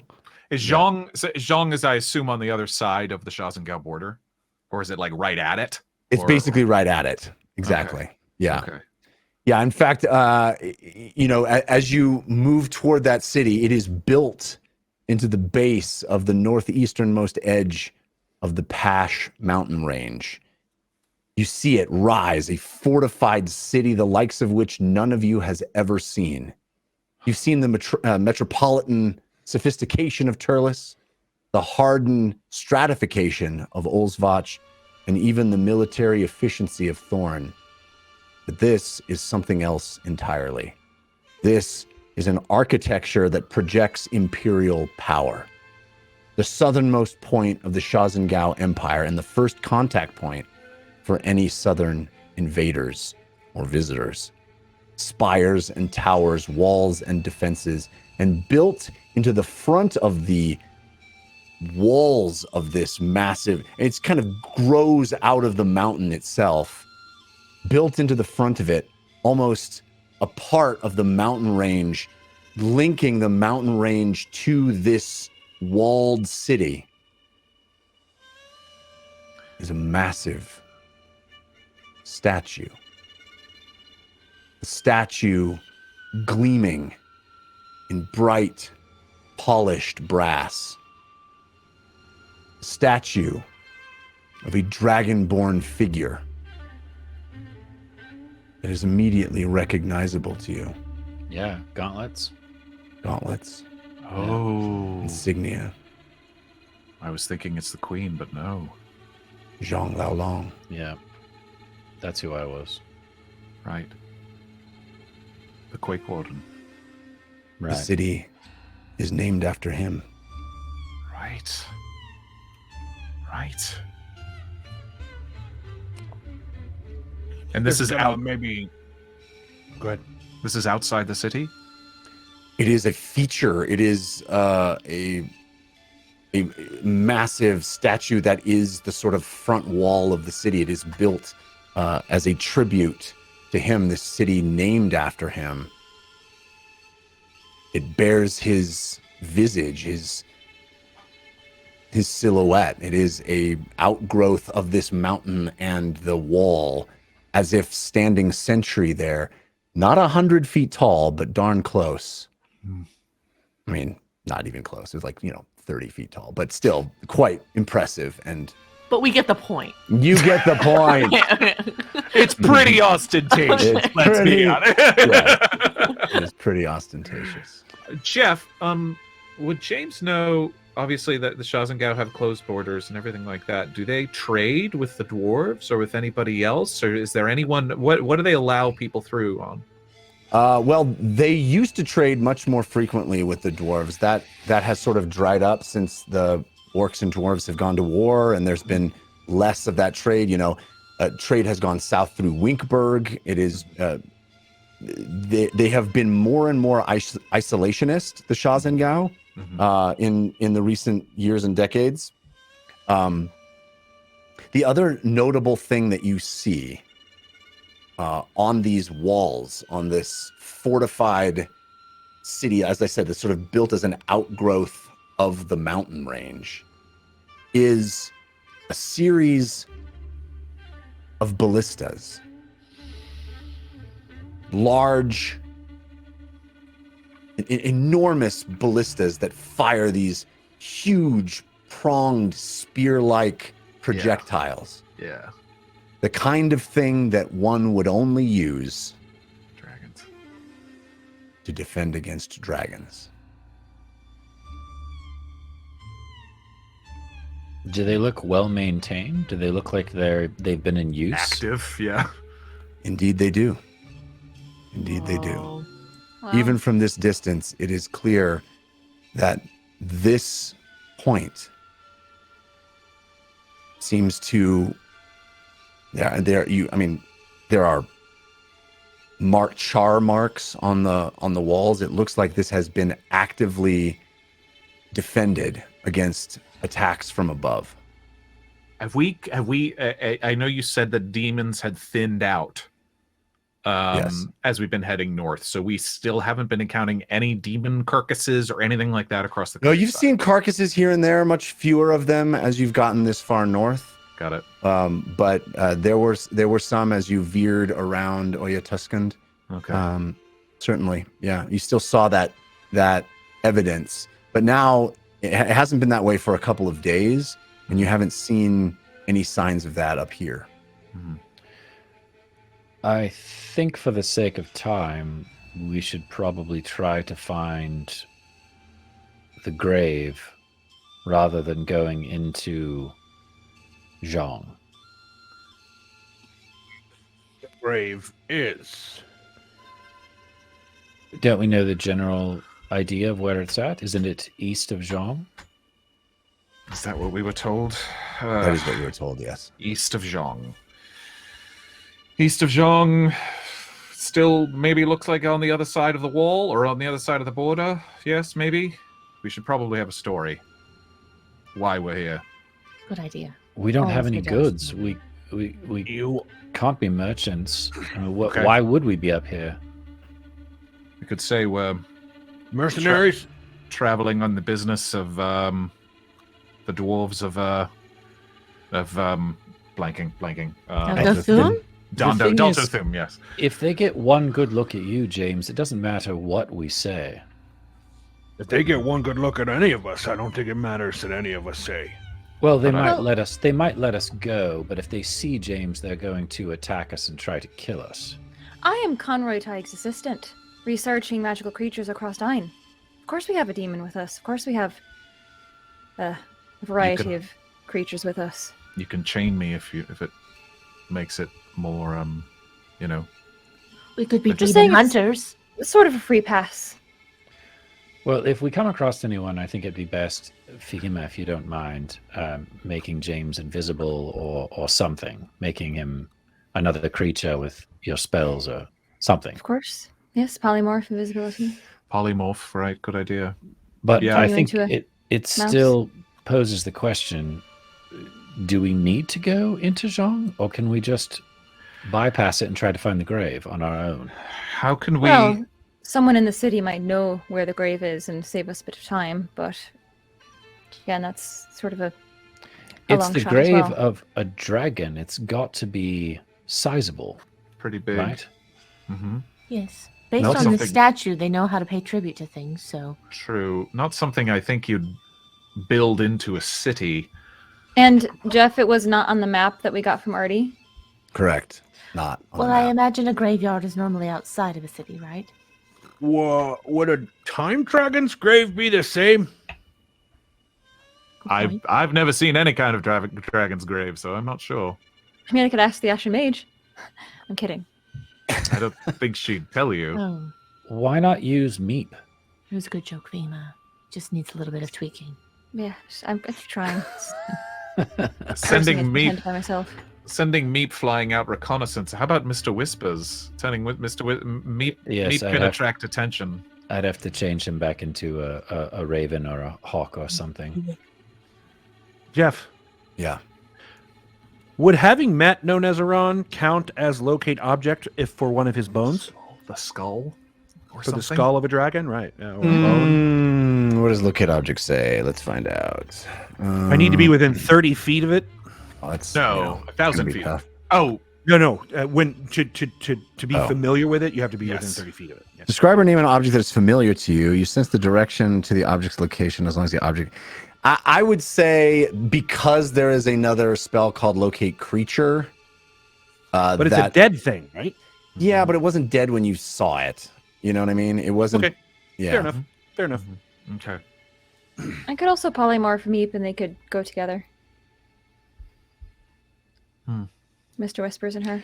Yes, an aerial view would be best, I think. Yes, Too like blurry. I said, I think it would be wise for us to try to find it first, and if we fail, then we go into town and try to drum up information. Should maybe we we- maybe look like Dragonborn while we look for this thing? How? I can do that. Oh, right. I'm an idiot. Sorry. It's okay. It's been a minute since we've It's used been a long. They're also blue, so I can understand. it. Right. I completely forgot, Lily. I apologize. It's okay. All right. Why don't you give me a moment and I'll turn Mr. Whispers into, I would think a hawk would probably be best for this sort of thing. Good idea. Is Snape gonna go with them? Well, I could go as well. I could probably morph myself. 3 eyes. As long as you don't think Crazy you'll eyes? be shot down. I guess if you keep it small, Well, if you if turn history yourself into repeats something itself. small. Well, if Meep goes, you can at least tell us what Meep sees, right? Mm-hmm. Yes. Well, up to a certain point. Right. I also can only see through Mr. Whisper's eyes if I'm close to him, so it's just going to be up to him whether or not he thinks there's something that looks like a grave. It's a valid point. Yes. So I can just go. I'll go with the Okay, birds. so Bahima and the animals are gonna scout, and we're Make gonna sure- lay low until we get more intel. Make sure you make yourself something smart enough, Fahima. Yes. Thank you, James. Last time Fahima went off with Meep was Oldswatch. Yeah. It didn't go well. That's true. Well, we're not flying into a private property now, are we? We're just going above the forest. I don't know. I'm pretty sure that Shaxen Gao would say all of Shaxen Gao is private property. They might. I'm just being overly cautious. I'm not trying to be a Just negative Nance. Stay high. Well, Stay high up. I'll go. I have an idea. Yeah. I'll go. Can you really quick find like a mouse or something? You're good at hunting. You want me to find a mouse? Well, why don't we polymorph something that we don't care about, put it up in the sky, and see if anything happens as a test, You mean like bait? just to see if there's any like spells that immediately go off. Like Look, last I can time. resummon Mr. Whispers. It's all right. Just give me 10 minutes. Okay. I love the idea of this mouse. Like,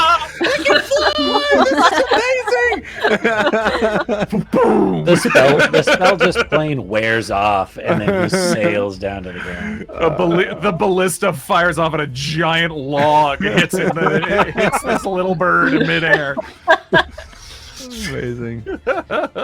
Yeah, I'll just turn Mr. Whispers into a hawk, and we can send Mr. Whispers out to start. I think that's a pretty good first option.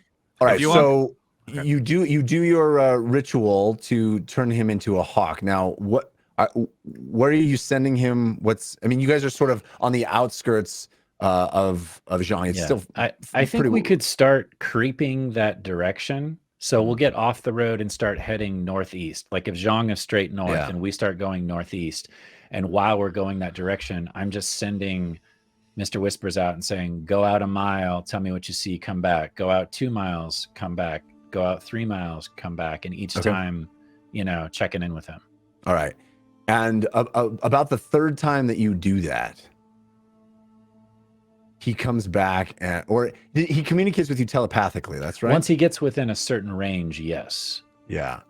So Yeah. at a certain point, you see in your mind's eye a dragon flying in the air. Like Oh, boy. like a real dragon, not a dead dragon. A real dragon.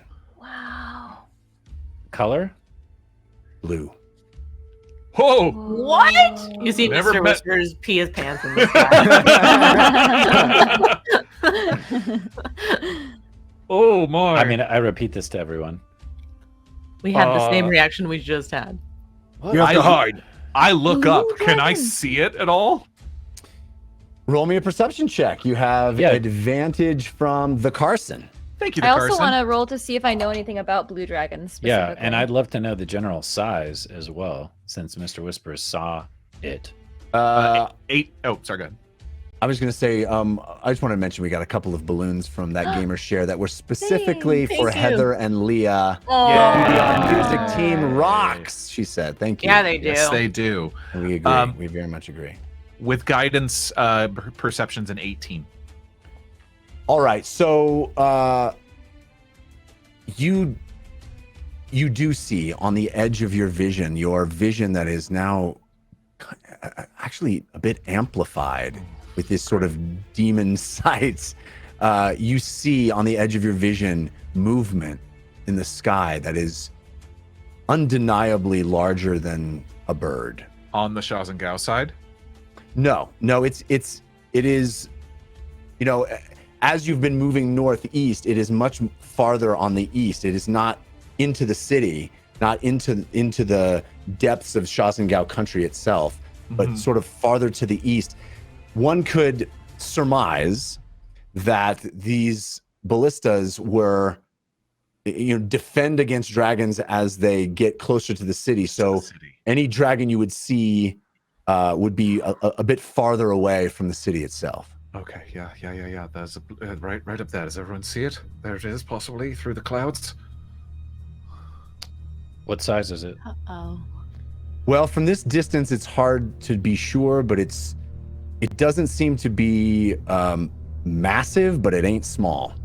Dragon-sized? I don't know. Can I roll to see if I know about the blue dragons? Sure. Roll me a what do you want to do? Nature. Nature? History? Yeah. Nature. History would be History's fine with better. Yeah, history's fine with me. You know, you're thinking about reading about it from Fahima's history. You have advantage from Grave Necron countered by Grim Fated. Ah, thank you. And I think I'm out of my exhaustion by now, so I'm gonna just roll Yay, straight. you did it. 20 dirty. You do recall that blue dragons are noted for their electricity attacks. Ooh. Great. So that is something you certainly recall about blue dragons. If there's anything other specific questions you have. Well, are they generally, are they good, evil? Who do they align themselves with? Well, in Ein, all dragons are terrifying. Okay. You know, there's the people of Ein. Since the War of Ideas, no one has been friendly with a dragon. That is one of the reasons why it was so crazy that you found the Ashen Mage had a dragon scale in her possession, because usually that denotes some sort of pact, a scale pact with a dragon, which is unheard of and extremely dangerous. And the last time we saw them was on top of Sky Scorcher Peak when a bunch of dragons were fighting on her side. Exactly. Okay, so beware of lightning. Got it. Okay, so Ding. Okay. this changes our plan a bit. A bit. Do we Does think... it? I mean, I hate to say this, but going inside of Zhang might just be as dangerous as dealing with this.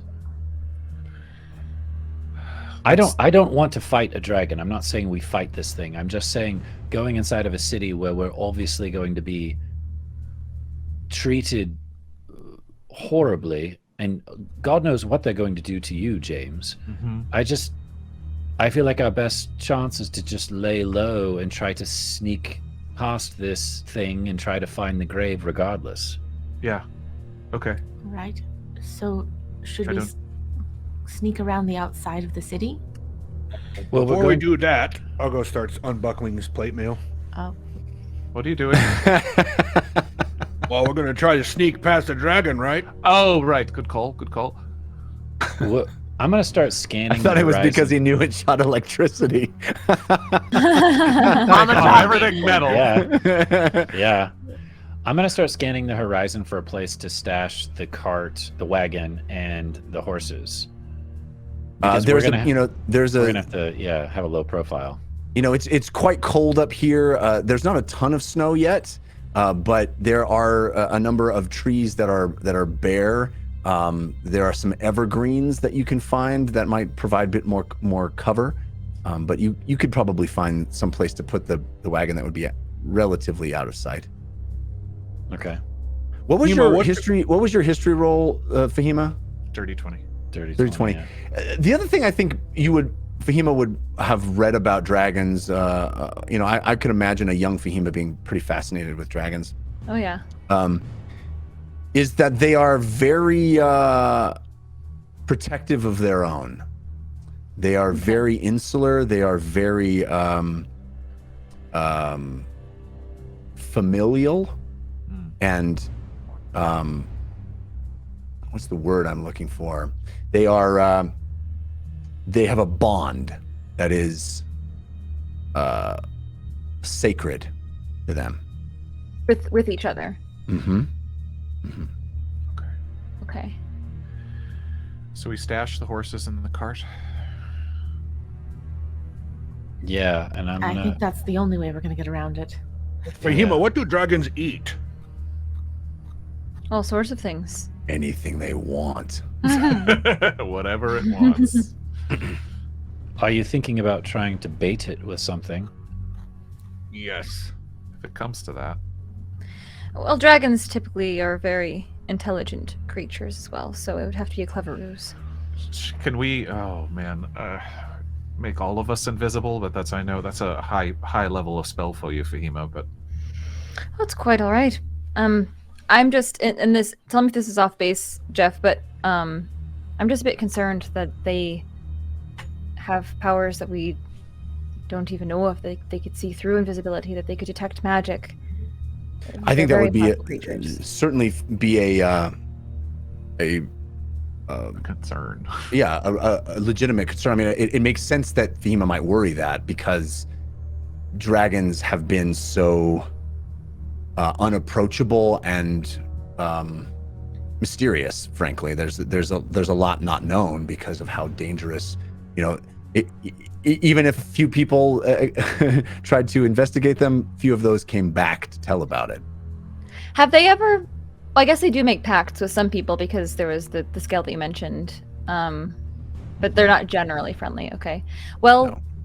If we do stumble upon a family member or an egg, we will just have to be treated very carefully so it doesn't get territorial. Yeah.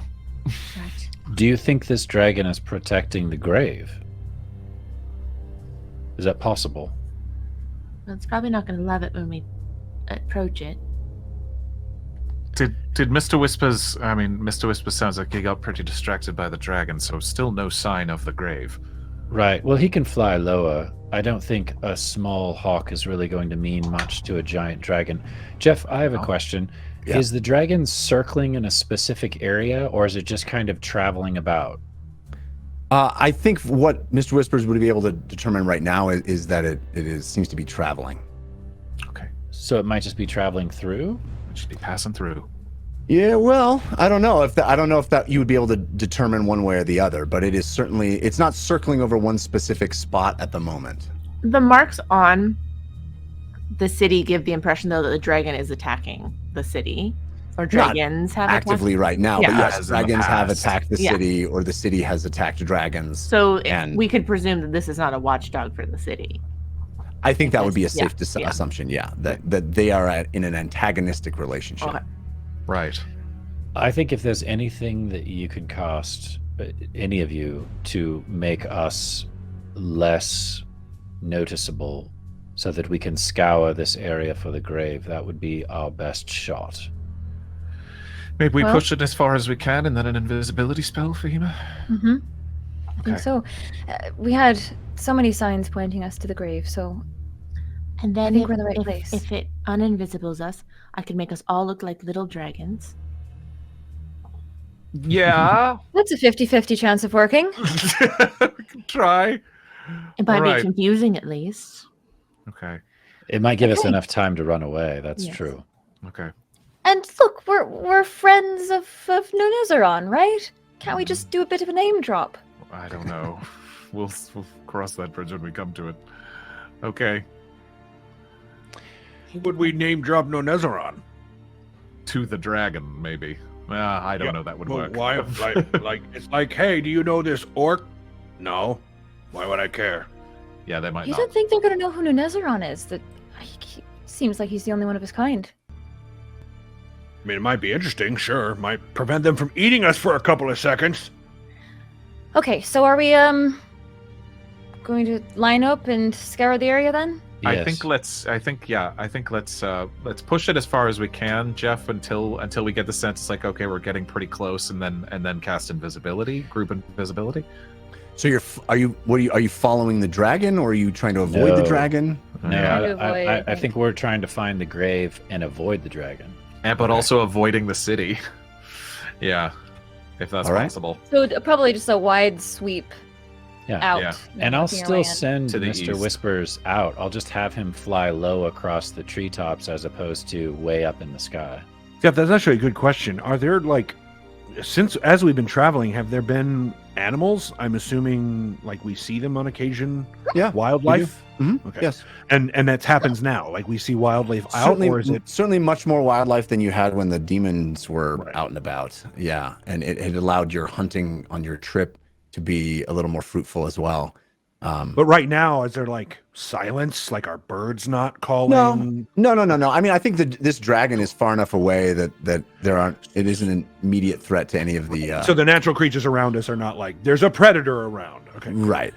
Although I will say, it has been a couple of days since you have seen Cookie. Oh I was no. just thinking about that. Okay. Cookie Noted. became a cookie. I thought we just maybe didn't mention him, but No, Cookie. It's been a couple of days since there has been any demand for sweets or the ritual that you had gotten into of Cookie following you. As soon as you sort of got this far north, all of a sudden Cookie wasn't showing up. And that temp And Beaver would have definitely went away. Yeah, it's gone. she Oh, would have each day looked you were for getting it. Each Cookie. day that you gave sweets, you were getting. I should have mentioned that. Each Oh, day, okay. as you gave sweets, you were getting that temp HP. But Got it. it's been a couple of days since. And she couldn't find him when she was looking for him. He just wasn't anywhere in the area where they were staying. That's right. Aww. Well, it's Poor probably thing. safer though. It's for the best. No, I don't know. I don't know if Cookie can survive without sweets. Several days back to X-Sprite. This is when Civ starts to camouflage himself and sneak off into the woods. No, Civ, no, bad. All right. All right. So you guys are trying to search. Are you staying together as a group, or are you separating? Yeah. No, because if we get Stay attacked by together. a dragon, we have to be a team. So Within hearing shot, I would say, right? yeah, James we could fan out some, but not a ton. Yeah. And James has tried to take scarves as much and to hide his face as much as possible. Right. Did we get any horns or adhesive or Well, we were traveling for several days, so I'm sure we Yeah. at least have the horns and the tail. I don't know about how to adhere it other than a headband. right? Okay, it's probably not great, but James is keeping hold on those. Okay. Yeah, I can Have him- imagine that, as you were journeying over those days, that if anyone passed along the road, James would quickly either hide under the cover of the wagon or, put his Also cold, horns so on. I'm sure he could hide in clothing. Yeah. Yeah. Yeah. Hoods. Is your bear watching the horses in the cart, Ogo? Yeah, I would assume it would stay. Okay. Nice. And watch them. All right. So how far afield are we getting here? I mean, if you're sort of on the outskirts, I'm imagining still a couple of miles away from Zhang, where you can see it in the distance. You see that glimmering statue rising up out of the mountains, but not getting close enough to be spotted or seen. And then sort of making, on foot as a group, how far are we searching? How far are we going to, kind of investigate? Well, when I send Mr. Whispers out on his little short trips, do I see any mounds? Do I see any structures or anything that sticks up out of the ground that would be of note? Well, if you're continuing to tell me in relation to this dragon, Yes. where are you sending Mr. Whispers? Near, far, away? What I would opposite probably direction, do same is I would direction? send him out with the specific directions to where if he sees the dragon fly through or get close, to come back to me immediately. Okay. All right. So, as the closer Mr. Whispers gets to the direction the dragon was flying, and as he goes out into farther and farther, 2 miles, 3 miles, the more dragons he sees.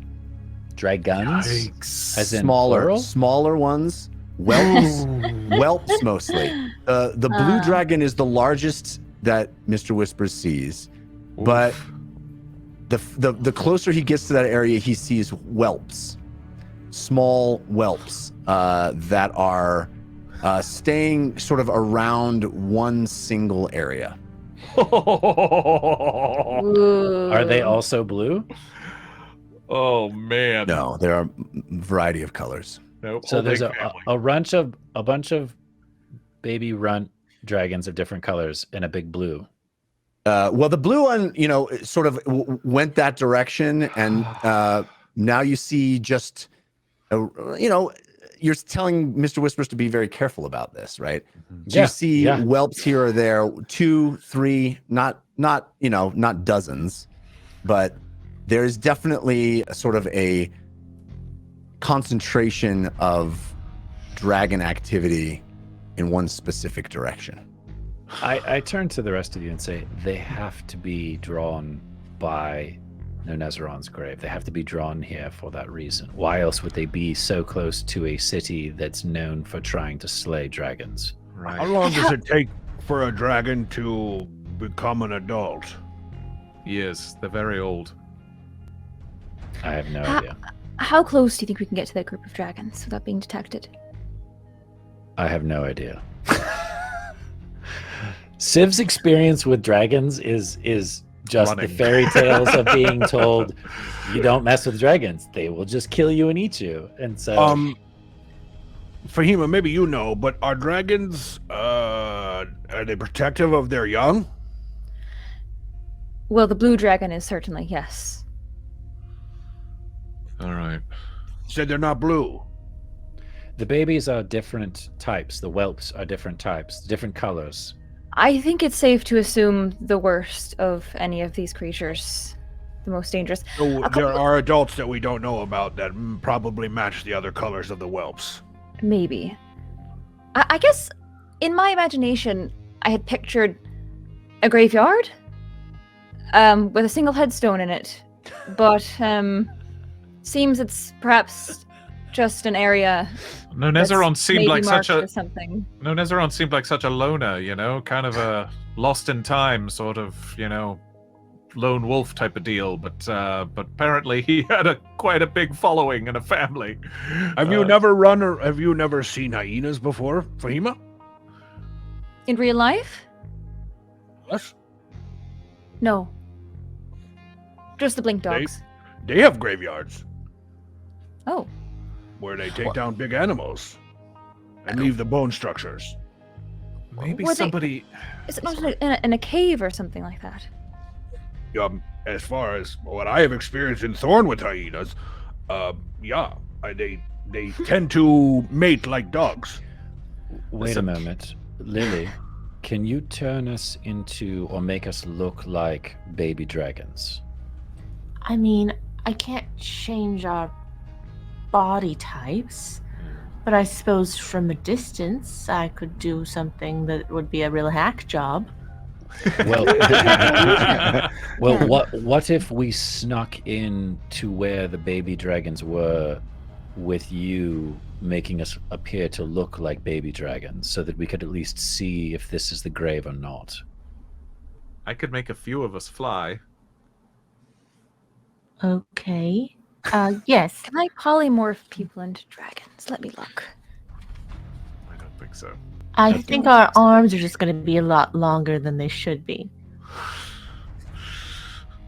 I can do, a mammoth, but no dragon. Well, there's also the matter of the belt. We can tunnel our way in to the area.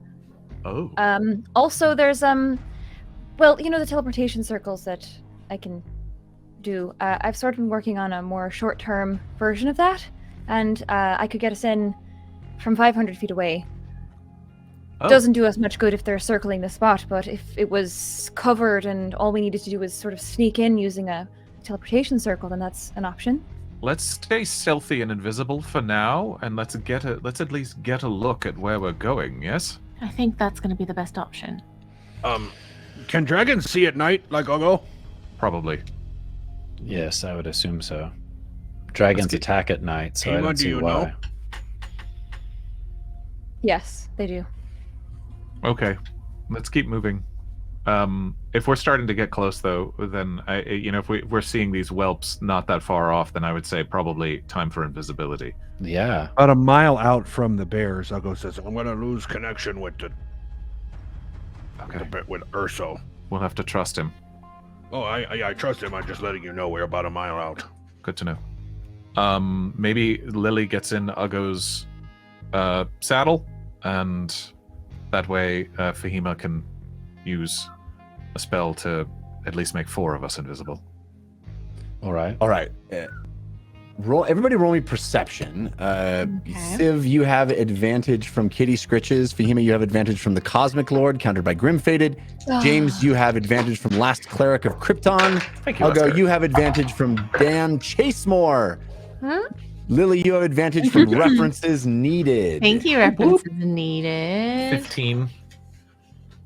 11. 25. Nice. Oh! Dang. All right, Wow. I'm Lily, not you gonna are bother keeping with an that roll.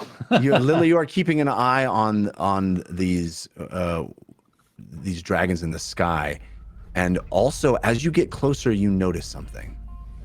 As you get closer and closer to where this sort of these dots, these congregations of things in the sky, these little fluttering, far off in the distance, but seemingly centered on one sort of location. As you get closer and closer, you start noticing that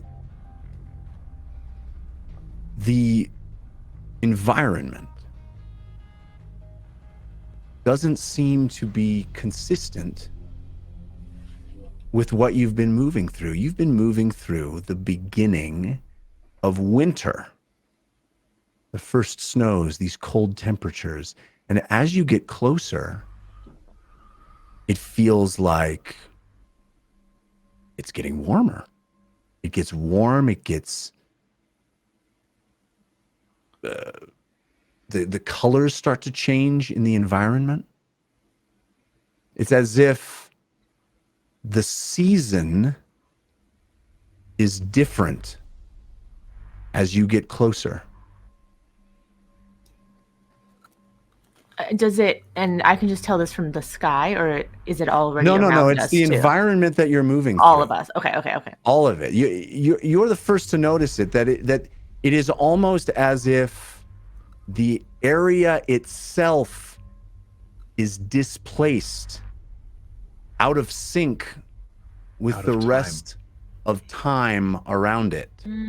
Time is moving slower. Everyone, this is different. There's What is some- different?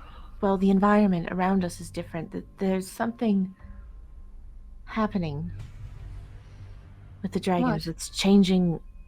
It's warmer. It's not snowy anymore. Do you notice?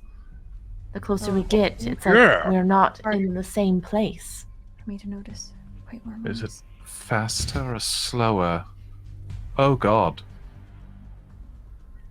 Do those whelps become adults faster? Oh, gods.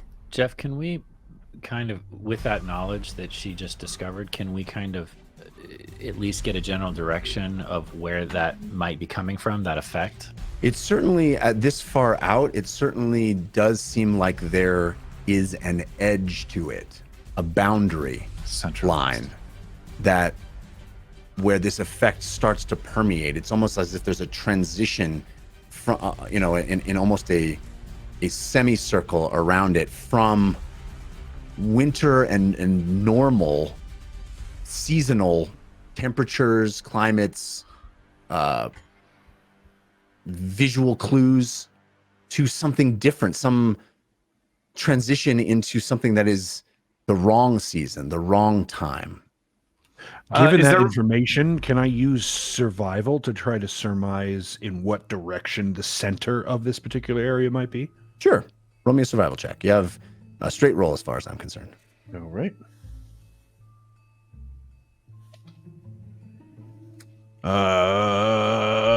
My survival's 4, so 18.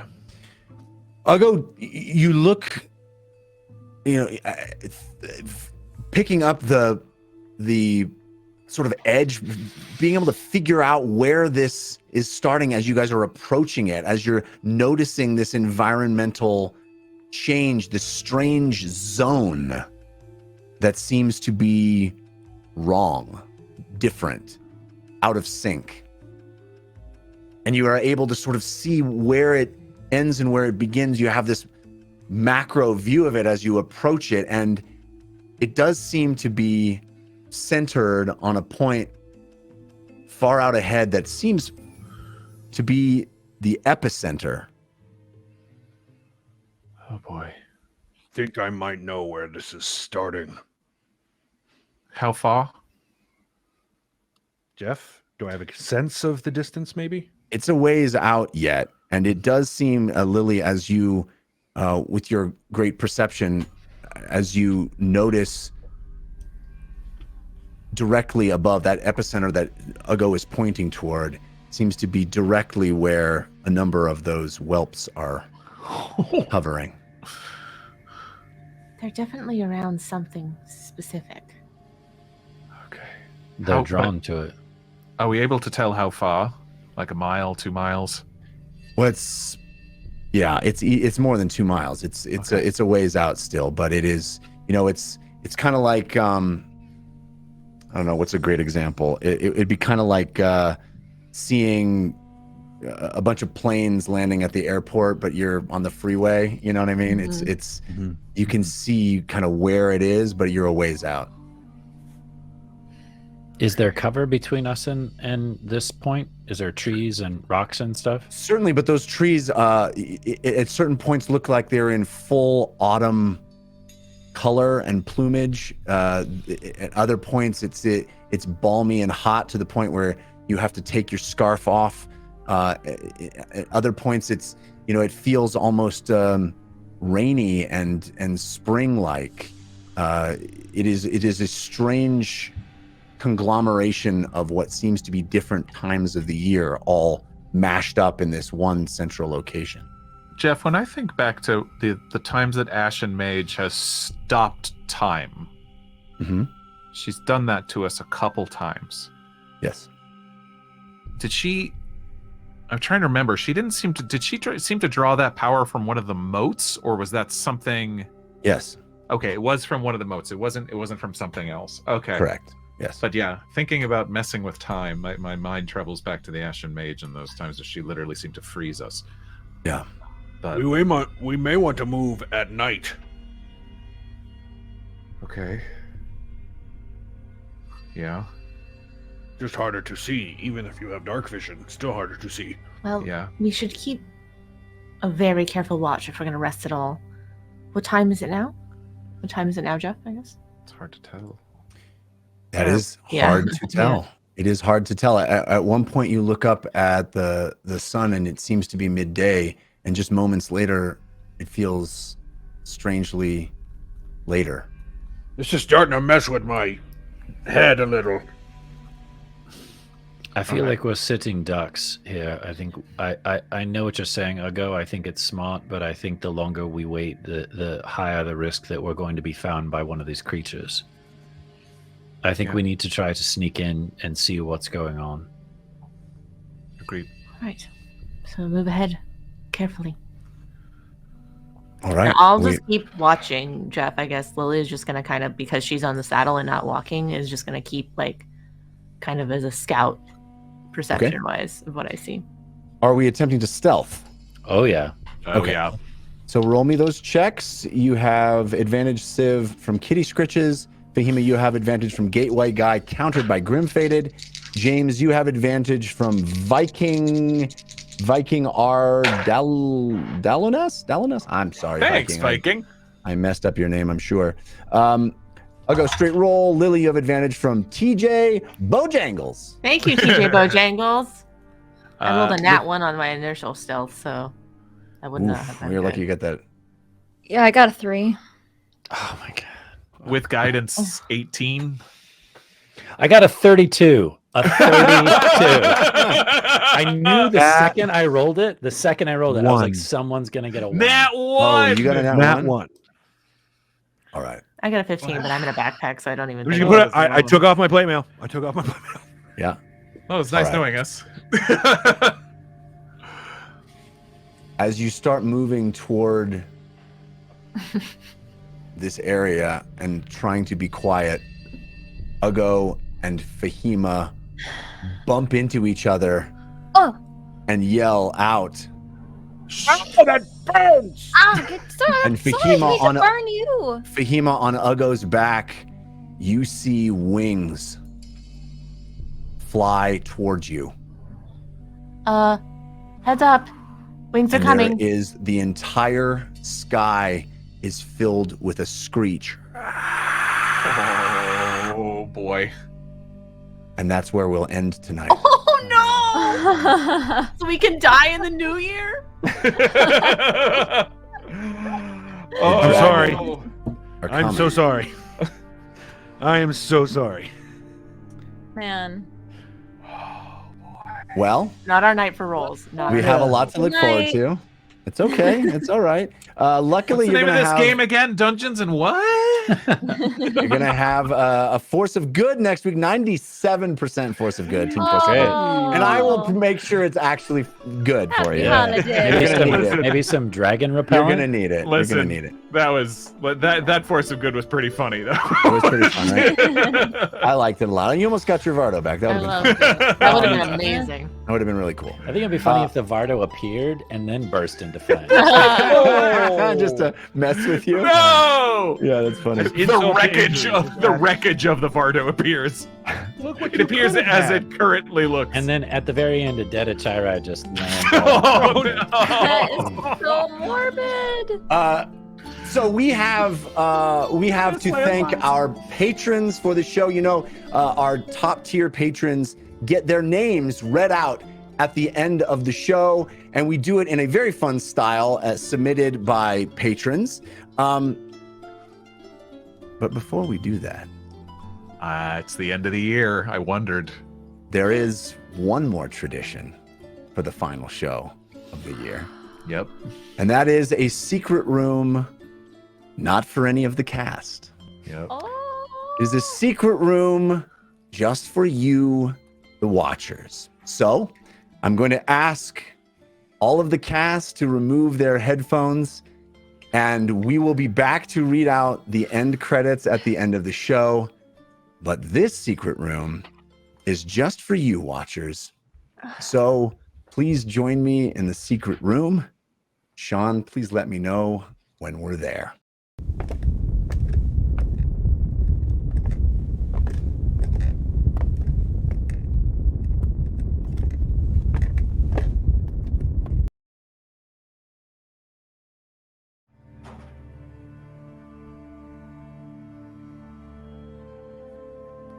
Watchers, once again, your window into the world of Ein, the amulet, reveals a vision into a different place.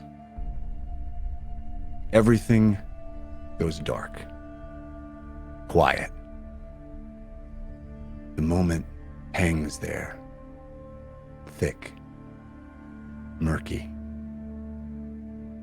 You have the feeling that you are underground and moving through dirt and rock. The darkness you are in has texture. Your vision seems to be searching for something, but all is dark. And then suddenly, there is light, flickering, dim, torchlight. You've moved into a tunnel, a hole in the sediment, a corridor lined with torches. It looks vaguely familiar to you, a place you've seen before. Dank, dark. There is sound. The sound of voices reverberating through this tunnel. It's hard to make them out, but your perception is still moving, pushing closer to the source of this sound. You can make out more voices now, other sounds. The harsh clang of metal on metal, rhythmic, slamming, banging, forging. As your vision passes through this carved tunnel dug in the earth, the confines abruptly open up to a large underground chamber full of people, voices, activity. Dozens and dozens of them, each with gray skin, white hair, silvery eyes. They work, toiling, readying themselves, bringing hammers down, striking, building, assembling weapons. Hot underground fires glow red, turning thick metal ingots into pliable molten steel, into blades and cudgels, helms and shields, a humming, clanging hive of preparation. And on every piece and every part, a symbol, an unmistakable icon, stamped on these tools of destruction. A spindly, gray spider. But still your vision moves, your perception soars over the top of these workers, these smiths with their tools, these armorers. You rise and move over and past them, beyond, deeper, back into a narrow tunnel, back down a dim corridor. Away from the clamor of steel on steel, away from the noise, until all is quiet, until you hear a solitary voice, low and haunting. It won't be much longer now. This voice carrying, echoing down the tunnel. We had a significant setback. But the plan is coming to fruition. All of that time and patience has brought me to you. Your movement continues through the carved rock, the sound of this voice getting louder and clearer as you approach.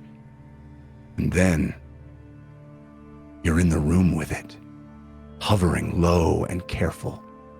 You see the bottom of a robe, dark and black, the top swirling into gray like smoke rising from the ashes. A hooded silhouette. You look up from behind it, past it, to the second figure in the room. Kneeling, bald head bowed, pointed ears listening. You are home now, Diptheed, and you have been so helpful. Your loyalty will be rewarded. Soon, you will be able to pledge fealty not just to your people or your queen, but unto your god. Diptheed stands and looks up, but her gaze moves past the Ashen Mage into the space beyond. Her eyes steady, piercing. It feels like she's staring directly at you. As the Ashen Mage continues to speak, she's looking at you. All of Fardinald's work to control the rift proved useful. When we obtain the final mote, and we will, the drow will return, and we will complete my evolution. You are truly the greatest mage to ever walk The one who will be Loth. The piercing silver eyes of Diptheed looking right at you as that last word hangs in the air, and just like that, your amulet vision fades. But it does not end. No, you are in a different place now. Dark again. But you are looking at something else entirely. You are inside, staring at a door, large and imposing. It sits motionless for a moment, still and quiet. Then you hear it heave and shudder and creak open. This massive stone slab being pushed out of the way. You hear a sudden inrush of sound as wind whips beyond the entrance, howling, dirt and sand kicked inside the chamber from which you are perceiving this moment. But outside, chaos. And from that chaos, a figure. A man. Fighting against the violent wind, straining to keep the door open, to get inside. It takes all he has, but he does it. The door slams behind him, silencing the swirling gales. And it is quiet again. Dark. He mutters something under his breath, and a tiny orb of near daylight appears, hovering in the air, illuminating the chamber. You see him, sharp features, long nose, gray hair at the temples, blood trickling from his forehead. It is Conroy Tighe. He heaves out of breath, slumped, holding his side, and then you see him start to speak. Quiet at first, almost a grunt.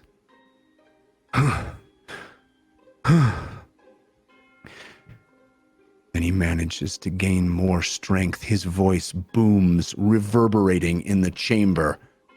Ereban! Ereban! She's coming! She's coming here!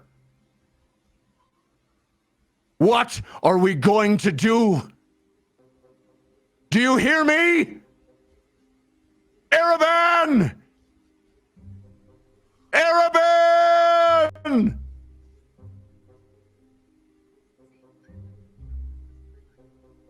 And that's where your vision ends.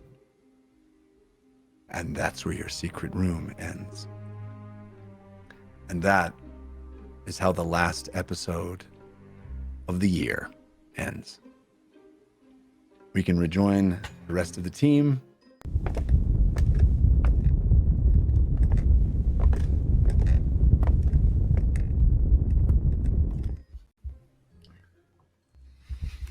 All right. That's our show, and that's our year. Woo! We are going to read the credits in a style that we select. Actually, this time, because I felt like it, I supplied the theme. That's fair. I wanted to. We've gotten a lot of really awesome suggestions, and you'll see them in the new year. But January 5th. We're back for our next episode, January 5th, and 3 weeks from tonight. That's right, January 5th. It's going to be so much fun. It's going to be a big one. Are we doing a cooldown right before that? Like the Monday before? So, yeah. I think so. The 3rd. So, yeah. So we could talk about how we're making all new characters for the upcoming dragon fight. Is that what you're saying? I mean, you fight dragons. People want to do that in this game, right? All right. So I'm going to roll to find out who's going to do it. We got a reading for the Team Force of Good and a reading for Team Force of Evil. Yay. Roll the 1. Yay. Good, all right. This will be fun. Good. So this is Jared. Uh-oh. I don't like Santa that voice. Claus reading the naughty and nice lists. Okay. Well, I'm going to slip into Whitebeard if I say Do it. Do it. Santa Claus is Whitebeard. I think you will please a lot of folks if you do that. Okay. Well, it's been a wonderful year that we've had, and lots of good toys here made for all of you good girls and good boys and all of those in between. I would like to call up the first child to sit on my lap and tell me what he or she or they would like for Christmas. Is there a little boy, little girl, little Armando 89 out there that'd like to come up and sit on Santa's lap? Santa Claus is scary. Why is he dressed like a pirate? Look, kid, you got to make money where you can. Okay. Yeah, I'm Armando 89. Hi, Armando. Were you a good little boy this year? Did you pull any Hadrian X's? Be honest with me. I know if you were good or bad, if you were naughty or nice. I pulled a couple on my brother Wilbro Jr. That's what I thought. Is Wilbro Jr. here? Come up here, Wilbro Jr. Come on up. Sit on Santa's lap. Santa's got a big lap. We can get two kids up here. Okay. I don't want to sit next to him. So what I have here is a brand new Finderill. If you pull the string, it has a catchphrase, and the catchphrase is "Shh." Thank you. That is Fenderill's catchphrase. It says it in stereo. It's a new toy. It says it in stereo. Wait, we get our toys right now? Yeah, if you were really good, then yes, you get. This is the best mall Santa ever. Don't ask me where I got these toys from, though. Just well, they're from the Gold family. I broke into their house and stole all the toys they had underneath the tree. But anyways, I take back what I said about you, Pirate Santa. So up next is a bag full of jewels, just jewels. And what I'm going to do for each one of you good little boys and girls is I'm going to give you a jewel if you go and get mommy and daddy's wallet and purse and bring it back to Santa. How does that sound? Does that sound like a good deal? I kind of want the Fenderill. I don't know about just jewels. I mean, my mom wants that. I don't. I tell you what, you can buy anything with these jewels. Here, I got one right here. Just take that, put that in your pocket. Santa. Get out there and get me some kitty scritches. That's what we call it. That's what we call it in the cell. Back east. Get me some kitty scritches. Freeze! Hold it right there. What? Oh. Hold candor. We've been looking for you. What? Posing as I'm Santa. Posing as Santa, going from mall to mall. Look, First kids, you're Bob Harris, then you're Clue Monkey, now you're Colt. Now we know. I made a lot of bad choices in my life, but they were my past decisions, though. I'm turning a new leaf here. Okay.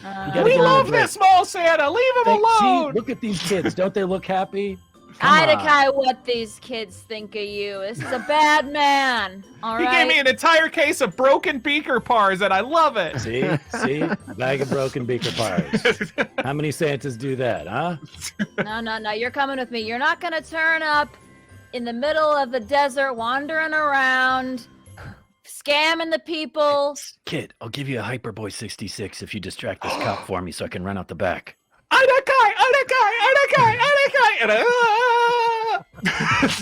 Where's my Hyperboy? And then Santa pieces out. Bravo, we need backup in the mall. Yeah, I'm just here in the Sloppy Ghost Bakery eating a donut. Hey, detective, I got my kid. The quest is keep the board game. Oh my God, he's gonna be so excited. Where'd the Santa go? All right. You know what? Quick response unit coming in. Go. That's who I wanted. All right. I surrender. Mommy, why is Santa in handcuffs?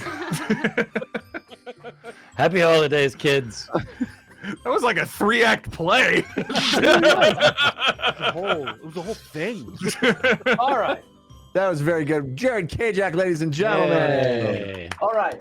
And kudos to our newest Santa. force of good, Ghostbusters quick response unit. Yeah. That surprisingly worked well at the end. That's going to be a fun one to fit in. Well, it worked out this time. All right, I rolled a 5, which I believe is Katie Michaels. Woo! All right, so this one, in contrast to that one, is the Grinch explaining to the Who's down in Whoville what he took and what they took and why they took it. Okay. Oh, hello, you little whoos in your little who houses with your little who hams. Everybody here having a great who day? Well, if you look under your little who trees, you'll see there are no presents. That's right. Because I am down to clown. That's right. Yes, little J-Rock over there. You wanted a little J-Rock? You wanted a Gorbin played under your tree? Well, I think I'm nuts. I think you're nuts too. Maybe you and I can be friends. Okay. Mr. Grinch, maybe you shouldn't be such a student of Grimm. Oh, what Can't is we all happening in just my join chest? hands? Can't we just all join hands in this dark house and sing together? Oh, that's wild, man. There's something happening inside my heart. It's growing. Is that Out of his chest. Oh no! He's bleeding. No. That's not happiness. He's going It's into heart cardiac disease. Spirit. Okay, think of all the things: rotten oranges, bad meat. We killed the Grinch spoiled with milk. kindness. Corbin, Ploddy,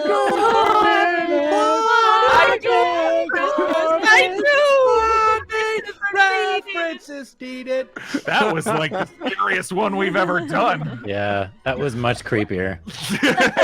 Well, I hope everyone has happy holidays. I'm grateful to be a part of this illustrious, wonderful group of humans.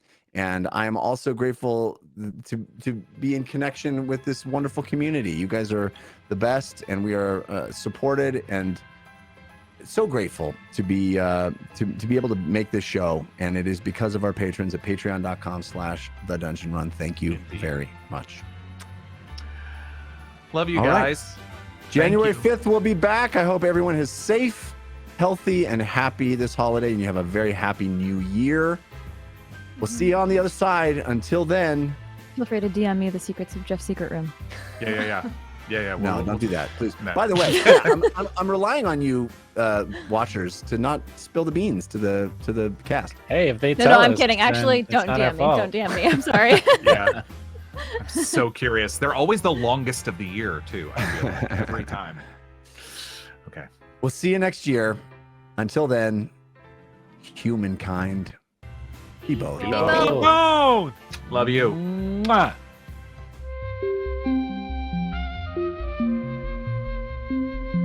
It started.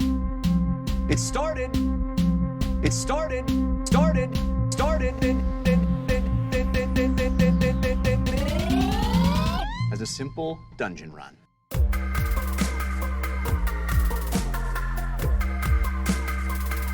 As a simple dungeon run.